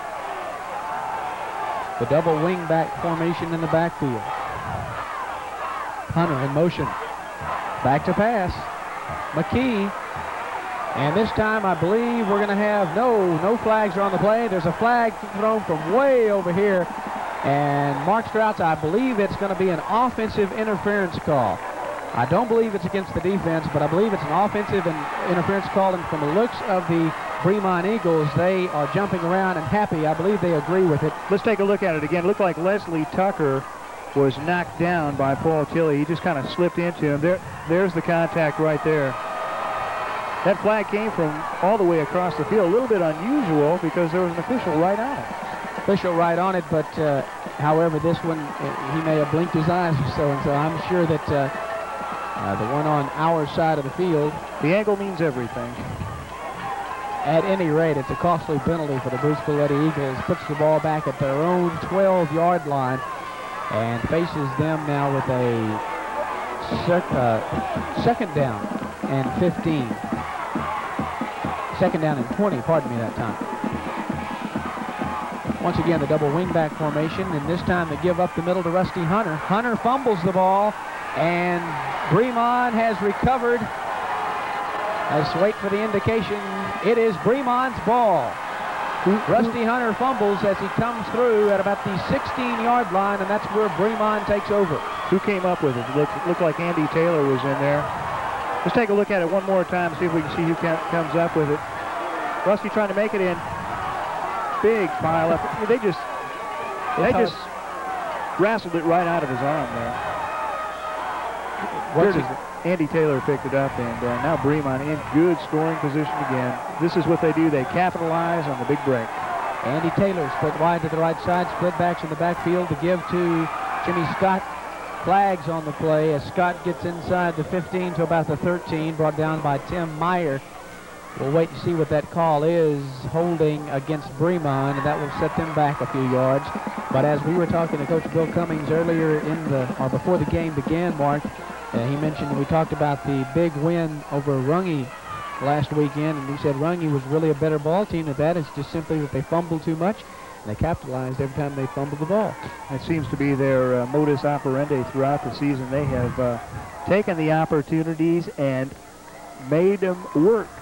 And that is what's happened to Bremond. Bruceville-Eddy hasn't given them any opportunities until this point, but you just can't give them turnovers, especially deep in your own zone. And you can bet that Coach Bill Hunter is scratching his head over there on the sideline as Bremond lines up once again to give it another shot. 10-yard penalty marched off, makes it 1st and 20, and this time the quarterback draw. The flags once again on the play is Brad Van gets the call, goes straight up the middle on the quarterback draw, gets inside the 10 before he's brought down by Tim Mayr. But once again, we have a penalty, and that penalty is against Bremond, so scratch that, fine gainer. Yes, and it looks like number 55 got his hat off. Percy Edwards got his bonnet off and shaking it around like he might have been the one who caused that infraction. And Bruceville-Eddy seems to be gaining more yards on penalties this second half against Bremond. We could almost call this a rush for Bruceville. This is unlike Bremond, as we talked about earlier. They usually pick up on those opportunities and capitalize. But I saw a little slip on that play. I got to believe it's still a little bit wet out there, Dan. Andy Taylor and James Watley split wide to the right side. We're at 1st and 30 now. Once again, Brad Van with what appeared to be a quarterback draw, or maybe his receivers were covered. At any rate, he keeps the ball. Darren Griffin brings him down after a gain of about 3 yards on the play, and it's still going to be 2nd down and about 27 yards to go. Appeared to be a broken play. Brad Van went back in the pocket. He looked around and he didn't see anybody, so he thought he'd just tuck it in and take it himself. And once in a while, that'll work for him. He'll spin and deke and make a couple of moves, and oftentimes that big 200-plus pound senior can pick up a few yards. 3rd down and long, 2nd down and long. From the power I, a fumbled snap appeared to be covered by Brad Van. And it's going to bring up a 3rd down and about 27 still. Slippery ball. It's got to be a slippery ball out there. There's just been too many miscues in the backfield and snaps from center, and you can even tell on the punts and the kicks they're bobbling the ball a little bit too much tonight. It's not that cold out, but it is slippery or wet. And it looks like the drizzle is stopping pretty much here. It's not as bad, but during halftime, boy, we got quite a bit of drizzle, and it has become a factor here in the second half. 3rd down, 27. Power I formation for the Bremond Tigers. Back to pass quarterback Brad Van. And this one's going to be almost intercepted by number 33, Kevin Williams. That pass intended for Andy Taylor will bring up a 4th down, and I would imagine a punting situation, probably want to angle punt it out of bounds at about inside the 5 would be their greatest. They're probably going to go for the corner. Kevin Williams has got to be a little bit upset with himself. He was there, he dove for it, but he just couldn't hang on to it. He was the closest man, though. It almost looked like it was intended for him. And while we have a break in the action, let's thank our halftime performances by the Bruceville-Eddy High School Band. Fair catch called for. Brad Van gets it off. Picked up by number 54, Chris Cummings. And we have a break in the action on the field. We'll be back, and Bruceville-Eddy will have the ball right after this. Welcome back to Belton. Dale Caffey along with Mark Strauss. Bruceville-Eddy 1st and 10 from their own 12-yard line. They trail now in this quarterfinal football game. 7-6. Rusty Hunter with the call to the left side. He goes good for about 4 yards before he is wrapped up by Van Taylor along with Andy Taylor. Andy Taylor, I want to think of Andy Griffith all the time. One of my favorites too, Dale. Old shows that keep coming back on cable television. That was the play that they messed up a little bit earlier. That's the one that they lost some yards on when Rusty Taylor dropped it. 2nd down, 7. Straight dive through the middle. Nothing doing really. Didn't fool anybody there, a host of tacklers. Rusty Hunter quickly wrapped up by number 86, Mickey Greensage. And he had some help along with Percy Edwards. Short gain on the play. It'll be 3rd down and 5. Rusty Hunter did pretty well in the first half, but he hasn't seemed to be getting very far here in the early going of the second half. 3rd down and 5. Appeared to be some mix-up there as they try to get set. Bruceville-Eddy does. It's time to give to Rusty Hunter, and Hunter, the fake to Rusty Hunter. And Robert McKee wanted to keep and go around the left side. He kept it, but he didn't go around the left side as he's wrapped up behind the line of scrimmage. A loss of a couple on the play. It'll be 4th down and a punting situation for the Eagles. I've got to believe that they're keying on Robert McKee. Him and Hunter are the two guys that hurt Bremond the most in the first half, and I'm sure that Coach Bill Williams told them those are the guys you watch. Andy Taylor, Brad Van, and James Watley, all three back deep to receive this punt. Paul Tilley, end over end punt, hits at the 45 and into the arms of Brad Van. Van up to the 45-yard line of Bruceville-Eddy, brought down by Alan Trigg, and that's where the Tigers take over now, leading in this ball game 7-6. We have 13 seconds remaining in our 3rd quarter of play. And it has been a dandy so far, Mark Strouts. Good field position for Bremond. Probably the best field position that they've had all night. And let's see if they can do something with it. They're a team that capitalizes, and when they smell blood, and when they smell that things are turning around, they're the kind of team that takes advantage of it. And I think that you're going to see that right here. Let's see how tough that the Bruceville-Eddy Eagles can get here. 1st and 10, pitch back. Van Taylor. Taylor slipped at about the 44-yard line there to make sure he was down. Robert McKee, gain of 2 yards on the play. It'll be 2nd down and 8. I'd like to thank band director Charles Williams of Bruceville-Eddy High School for the fine performance his band put on at halftime. Along with the drill team sponsor Ann Graholski of Bremond, who sponsored the drill team, who also performed at halftime. We have reached the end of the 3rd quarter of play. Our score here in Belton, Bruceville-Eddy 6, Bremond 7, and we'll be back with the start of the 4th quarter right after. And so far, Mark, it has been an exciting ball game tonight as we start the 4th quarter of play. Our score, Bremond 7, Bruceville-Eddy 6. And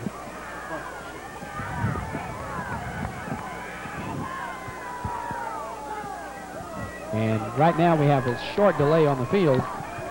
And while we're waiting, let's tell you the members of the drill team who performed at halftime for Bremond. Lisa Snyder, Julie Filar, Debbie Antis, Lisa Wilganowski, Kelly McKinney, Sharon Bella-Mouthwicks. And some of these Czech names, pardon me, but I'm not from Czechoslovakia. I guarantee you I can't read them, but they are some names, I tell you. Stephanie, they know who they are, and Beverly Stewart. Stephanie, I will not even attempt to say your last name because it wouldn't be doing you justice.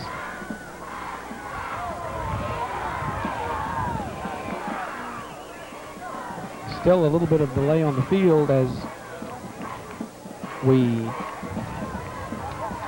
referees attempting to get something clear on both sidelines. Probably, Mark, they're trying to get who has the most penetrations and things in line, so there's no question or so. At any rate, we're back to action finally, and on 1st and 10, or rather 2nd down and 9, flags on the play as Jimmy Scott gets the call. Scott up to about the 40-yard line before Alan Trigg makes the stop. Holding indicated against Bremond. Wipe out that 4-yard gainer, and that will put them back. Should Bruceville-Eddy decide to take the penalty, as they probably will put the ball back to about the 48-yard line of Bremond. That is the 3rd or 4th holding call against Bremond tonight. Somebody in there is using their hands quite a bit and getting caught at it. 3rd time, statistician Scotty Lance informed with me. 1st and 10, or rather 2nd down and very long. 2nd down and 18 as the ball is at the 46-yard line of Bremond. Brad Van, getting my Vans mixed up as Brad Van gets the call, gets up to about the 45-yard line of Bruceville-Eddy before he is upended by Paul Tilley. Nice run. Apparently appears as though he brought him up to the original line of scrimmage. And they will be, 3rd and 10 from there, looks like that. About a 3rd down and 10, and I may have said Czech names a while ago. I believe these are Polish names. At any rate, they're all very classic old world names. Yeah. much like Cappy's ski before you changed it. All the folks down in Thorndale will love that one. 3rd down and 9. Quarterback Brad Van back to pass this time under heavy pressure, incomplete. That pass intended for Jimmy Scott, and we noticed that he was under a lot of pressure and applying that pressure, number 66, Tim Moore. Jimmy Scott fell down that time, and he looked back at the official. He thought perhaps they'd give him the call on that one again, but no way, that was a clean play. It was just overthrown. Bremond. And back in punt situation is Brad Van. Van gets the snap. Gets the punt away. It's a high punt. Hits it about the 10, and Rusty Hunter picks it up at the 5. Hunter up across the 10 to about the 14, and that's where the Eagles take over. 1st and 10 from their own 14-yard line. 11 minutes, 23 seconds remaining in our ball game here tonight. Bremond with a slim 7-6 lead over Bruceville-Eddy. Bruceville-Eddy with the ball. This one gutsy little player, Rusty Hunter, deep in his own zone. A lot of people might have just let it go for the touchback, but picked it up and brought it in for a few yards. And with the timeout on the field, we will take a timeout here in the booth. Mark, our score, Bremond 7, Bruceville-Eddy 6. We'll be back in just a moment. We have one heck of a ball game here tonight. On 1st and 10, Rusty Hunter with the call. Hunter still on his feet. And Hunter, who looked like he was down after a gain of 5, struggles loose, gets about 10 on the play.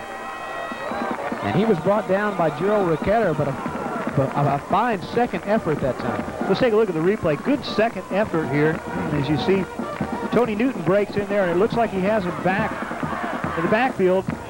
But no, runs over a couple of tacklers and just spins and twists for a few more yards. One heck of a second effort. And right now on the field, they're measuring to see if he indeed got the first down. He did. A gain of 10 yards on the play, that time by the workhorse, Rusty Hunter. He got down by Van Taylor on that play as well, and that is really saying something. He is the number 2 tackler on this Bremond Tiger team. Clock running, less than 11 minutes left in the ball game. Bruceville-Eddy would like to have a scoring drive right here. On 1st down, the give straight up the middle. Flags on the play. Looked like the give was to Kevin Williams.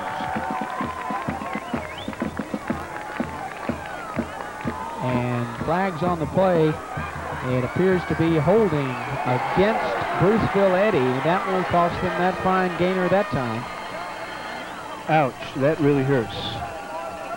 When Bruceville-Eddy needs all the motivational incentive that they can get, they can't afford to building. It's exactly what happened that time, and you just tell by the way they go back to the huddle, boy, that just takes the wind right out of their sails. They're going to have to put it all together and do it again. 10:42 left in this ball game. Bruceville-Eddy down by 1. Ball now spotted back at the 16-yard line. 14-yard line, where it is 1st down and 20. Double wingback, or rather one wingback formation to the left side. Keeper Paul Tilley. Correction, Robert McKee, the keeper that time, number 11. Upended, he fumbled the ball, and Bremond takes over. That was Van Taylor. We talked about him a little bit earlier. He missed Rusty Hunter a little bit, about two plays earlier, but he didn't miss anything here. Watch Robert McKee as he comes around, and like he did so many times tonight, but he just cost it up at number 44. You see him jumping around there. Van Taylor came up with that turnover, and leaves Bruceville-Eddy in a dangerous position, leaves Bremond in very, very good shape, sitting on the Bruceville-Eddy 17-yard line. And here come the Tigers of Andy Taylor splitting wide to the left side along with James Watley. The I formation in the backfield. One of the first times we've seen the I formation from Bremond tonight. The call goes to Van Taylor. Taylor inside the 15 to about the 13-yard line. A gain of 4 yards on the play. It'll be 2nd down and 6. Clock continuing to run, approaching the 10-minute mark now.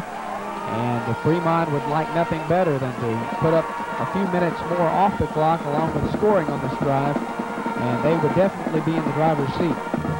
This is the best scoring position they have been in all night, as far as the Bremond Tigers are concerned. Same formation as a play ago. This time, though, the fake to the fullback, Van Taylor. And the give around to the left side to William Edwards. He was brought down by Alan Trigg almost immediately.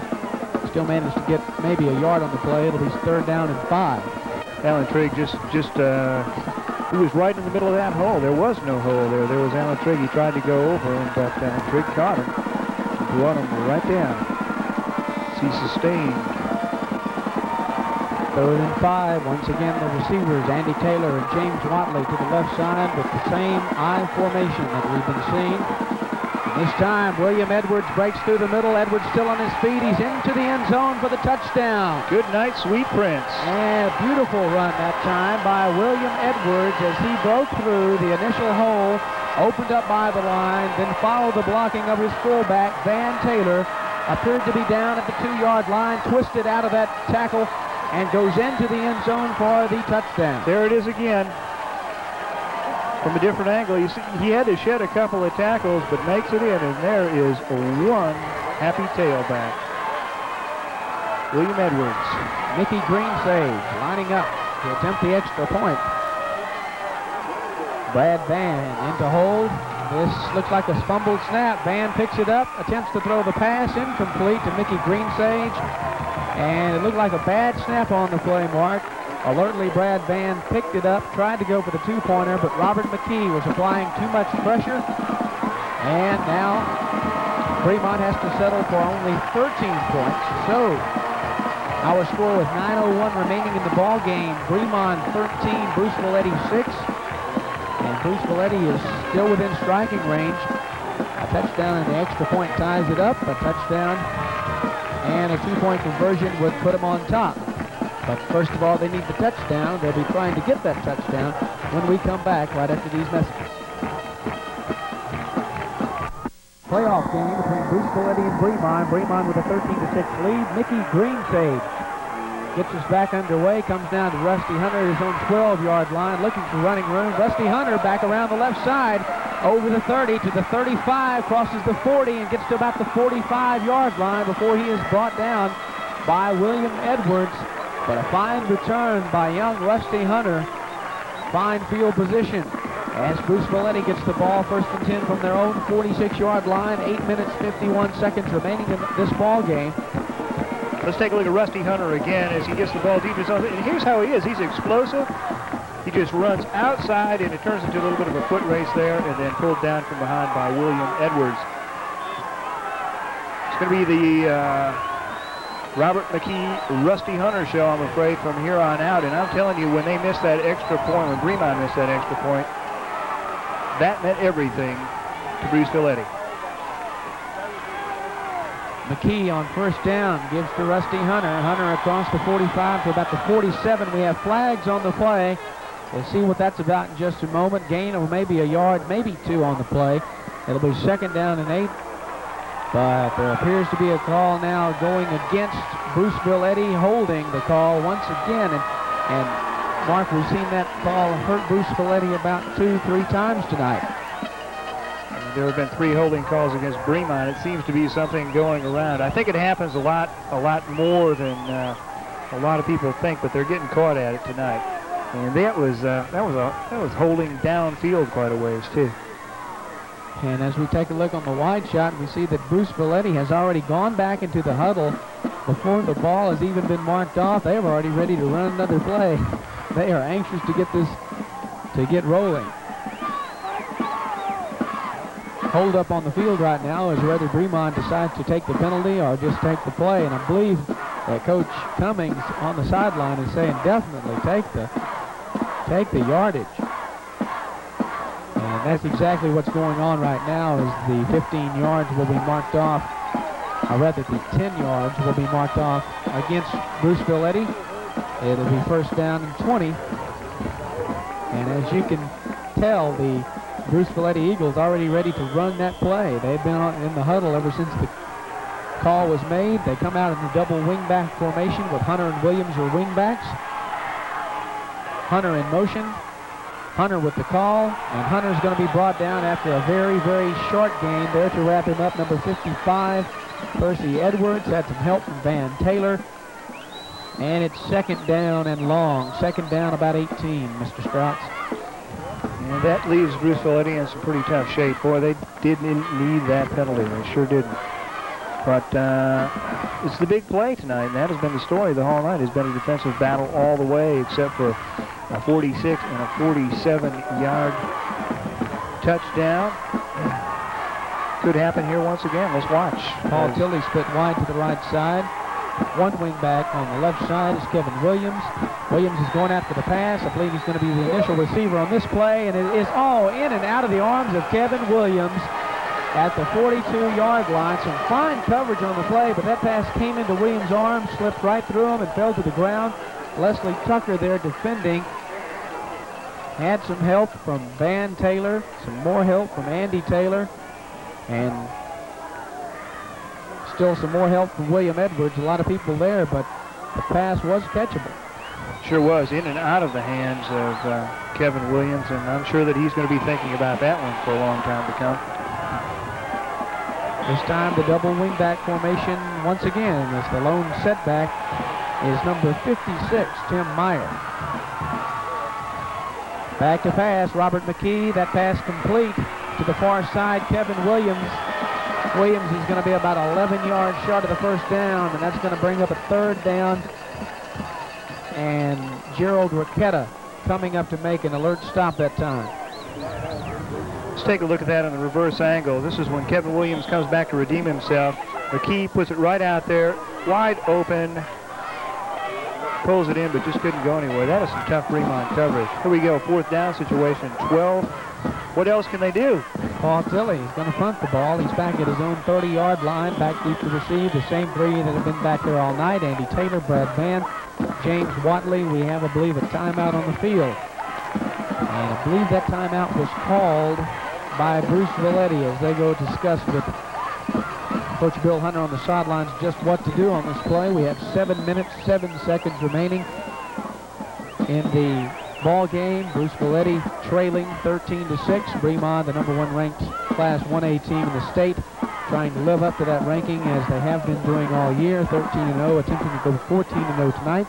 While we have a brief timeout, let's thank our 6-shooter crew once again for the job they do. It would be possible without them. Production assistants, Leroy Henson. Camera, Pat Hargis, Rick Dutton, Keith O'Neill, and Leo McHenry.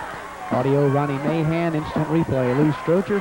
Technical support, Earl Hill, along with Tim Harrison. Director is Kay Clendenning, and our producer, Raymond Britton. What do you think Coach Bill Hunter had to say to those guys? We haven't seen any trick plays tonight. Honestly, wouldn't look for one here. Paul Tilley is a quarterback as well. He's the backup quarterback. Paul Tilley gets the snap, punts it immediately. It's a high one, a little bit short.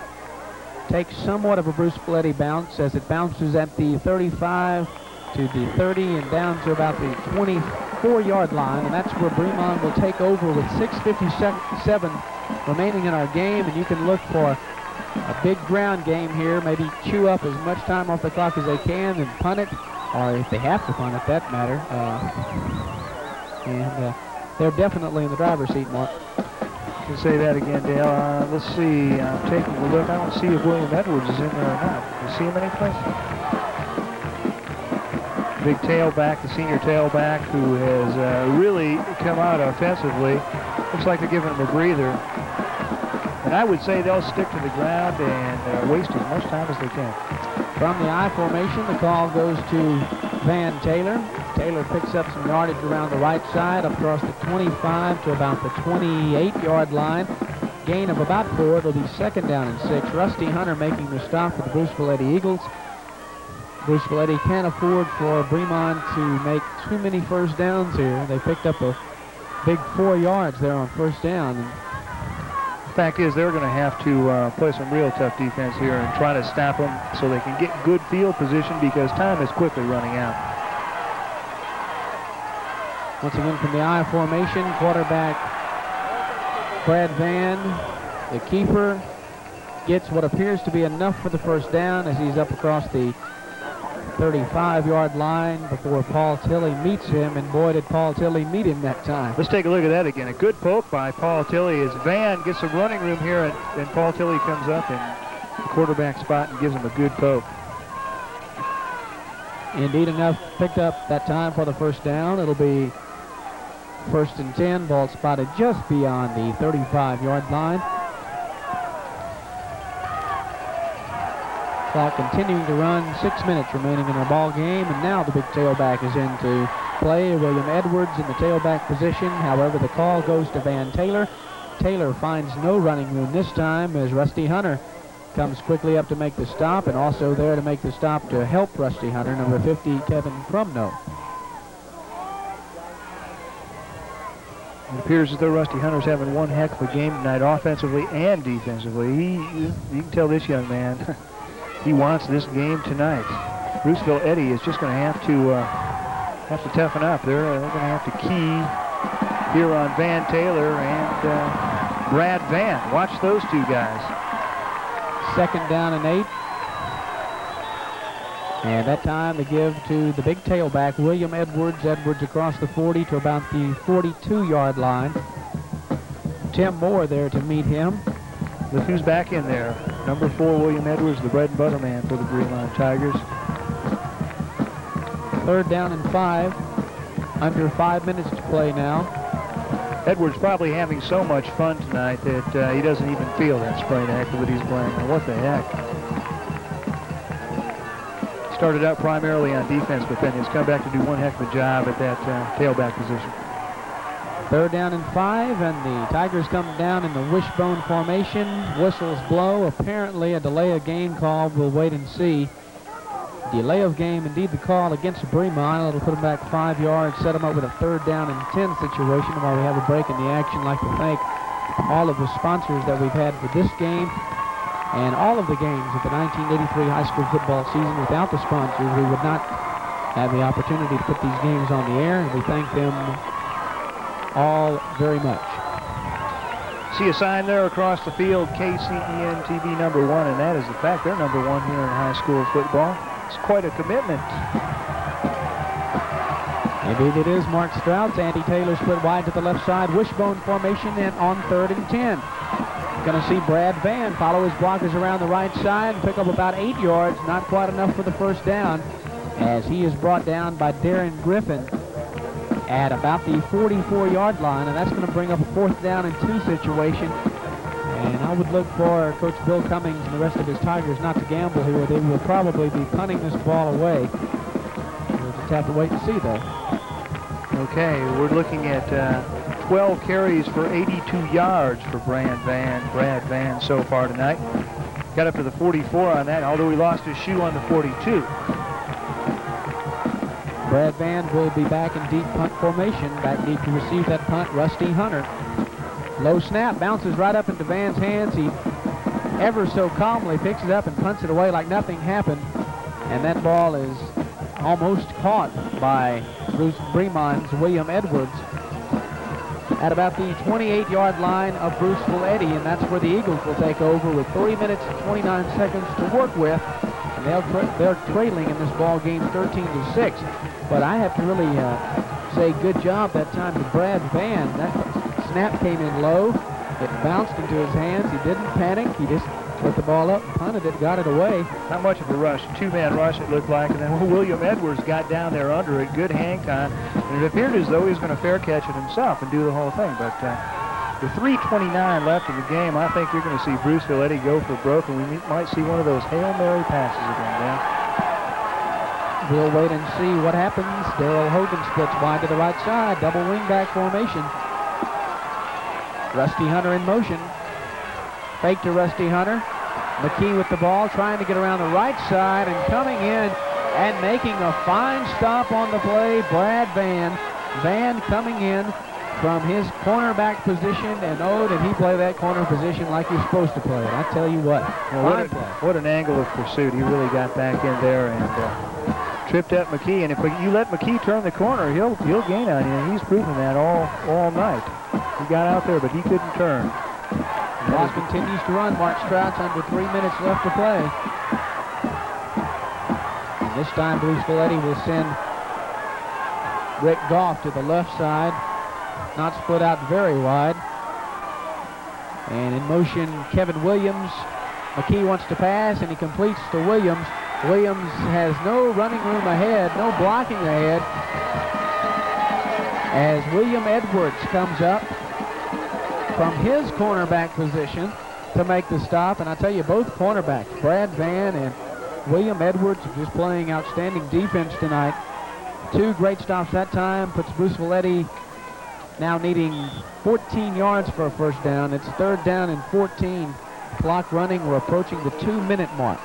Quite a rush there by Bremond. A host of tacklers in, and you know that Robert McKee had to get rid of it. It didn't look like he wanted to dump it out there, but he did. Kevin Williams took it, and he had no place to go.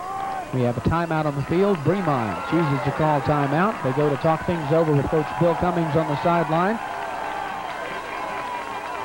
Same being done on the far side of the field as Coach Bill Hunter talks with his squad.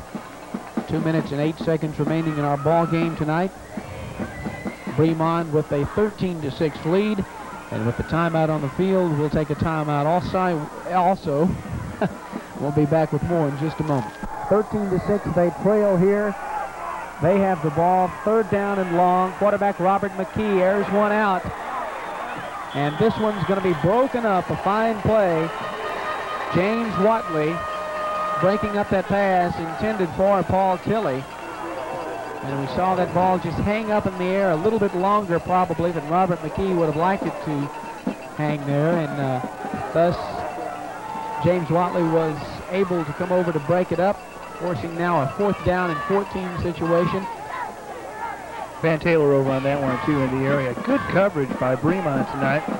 They're playing him real close, but letting him go for it. Robert McKee, good arm, real good arm. Now Paul Tilley is back to punt. I always remember he's a quarterback too now. He is indeed a quarterback, and he wants to throw the ball, and that pass was intended for Rusty Hunter. A fine job of breaking it up by Gerald Ricketta. And Bremond will take over now, 1st and 10 from the Bruceville-Eddy 24-yard line. You could almost see that play coming here with less than 2 minutes left to play. Bruceville-Eddy with only two timeouts remaining. And unfortunately for them, did not work. And good pass by Paul Tilley, Dale, but Gerald Ricketta right there just got his hand out in front of it without interfering, and that was some darn good coverage. Some good stuff. Appears as though the umbrellas are coming out once again. The minute 54 left. The rain is coming down here at Tiger Stadium. There's also a Tiger Stadium in Detroit where the Detroit Tigers play, but this is the Belton Tigers, right? You wouldn't know about that, would you? 1st and 10. Ball spotted at the 24-yard line. And right now you can look for Bremond simply to try to run out the rest of the time on the clock. 2 timeouts remaining for their opponents, the Eagles. Wishbone formation. Straight through the middle goes number 14, Gerald Ricketta. Ricketta gets to about the 20-yard line. That's a gain of 4. It'll be 2nd down and 6. Clock continuing to run. 1 minute 40. 1 minute 39 and counting. Timeout on the field. Bruceville-Eddy. Bruceville-Eddy has one more timeout left, I believe, as they cover the ball. They're going to have to watch the snaps tonight, but I believe if Brad Van wants to just sneak it up the middle, he could probably kill the clock by doing nothing more than that. In a good field position. If they wanted to go for it, they certainly could. The umbrellas come out here, as you can see. 1:37 left in this game. The Bremond Tigers talk it over on the sidelines. How are they going to eat up the time on the clock? Take a look. There's a good look there, Mark Strauss of the Bremond Tigers, talking it over with their coach, Bill Cummings. What the heck? Give Gerald Riccati, give him the ball. He's the one that got it back for him there. But nice defensive play. Good sideline shot from Keith O'Neill. 1 minute and 37 seconds remain on the clock here in Big Red Stadium, home of the Belton Tigers. Tonight the home of two Class 1A teams, the Bruceville-Eddy Eagles and the Bremond Tigers. And Bremond with the ball, 2nd down and 6. Here they come. This time a little bit of different alignment. Split backs in the backfield. And keeping Brad Van. Van finally upended on the play by big number 56, Tim Mayr. Looks like he's close to the first down, too, Dan. He did. Let's take a look at it again. There he is, Brad Van. Takes it on the outside. Good poke there from Paul Tilley. He just sheds that block and takes it up for a first down. And that first down will about put the nail in the coffin of the Bruceville-Eddy Eagles, unless something strange happens like a fumbled snap. I believe that will do it, and Bremond will be going further into the playoffs. This time they come out in the wishbone formation, straight dive up the middle. Van Taylor to about the 10. Clock continuing to roll, approaching the 1 minute mark and counting. 59 seconds. Van Taylor has had a good night tonight. He's got 50 yards on the night with 16 carries. And I think it was Coach Bill Hunter from the Bruceville-Eddy Eagles who said earlier in the week, no matter what happens tonight, the fans are sure to get their money's worth, and they sure have tonight.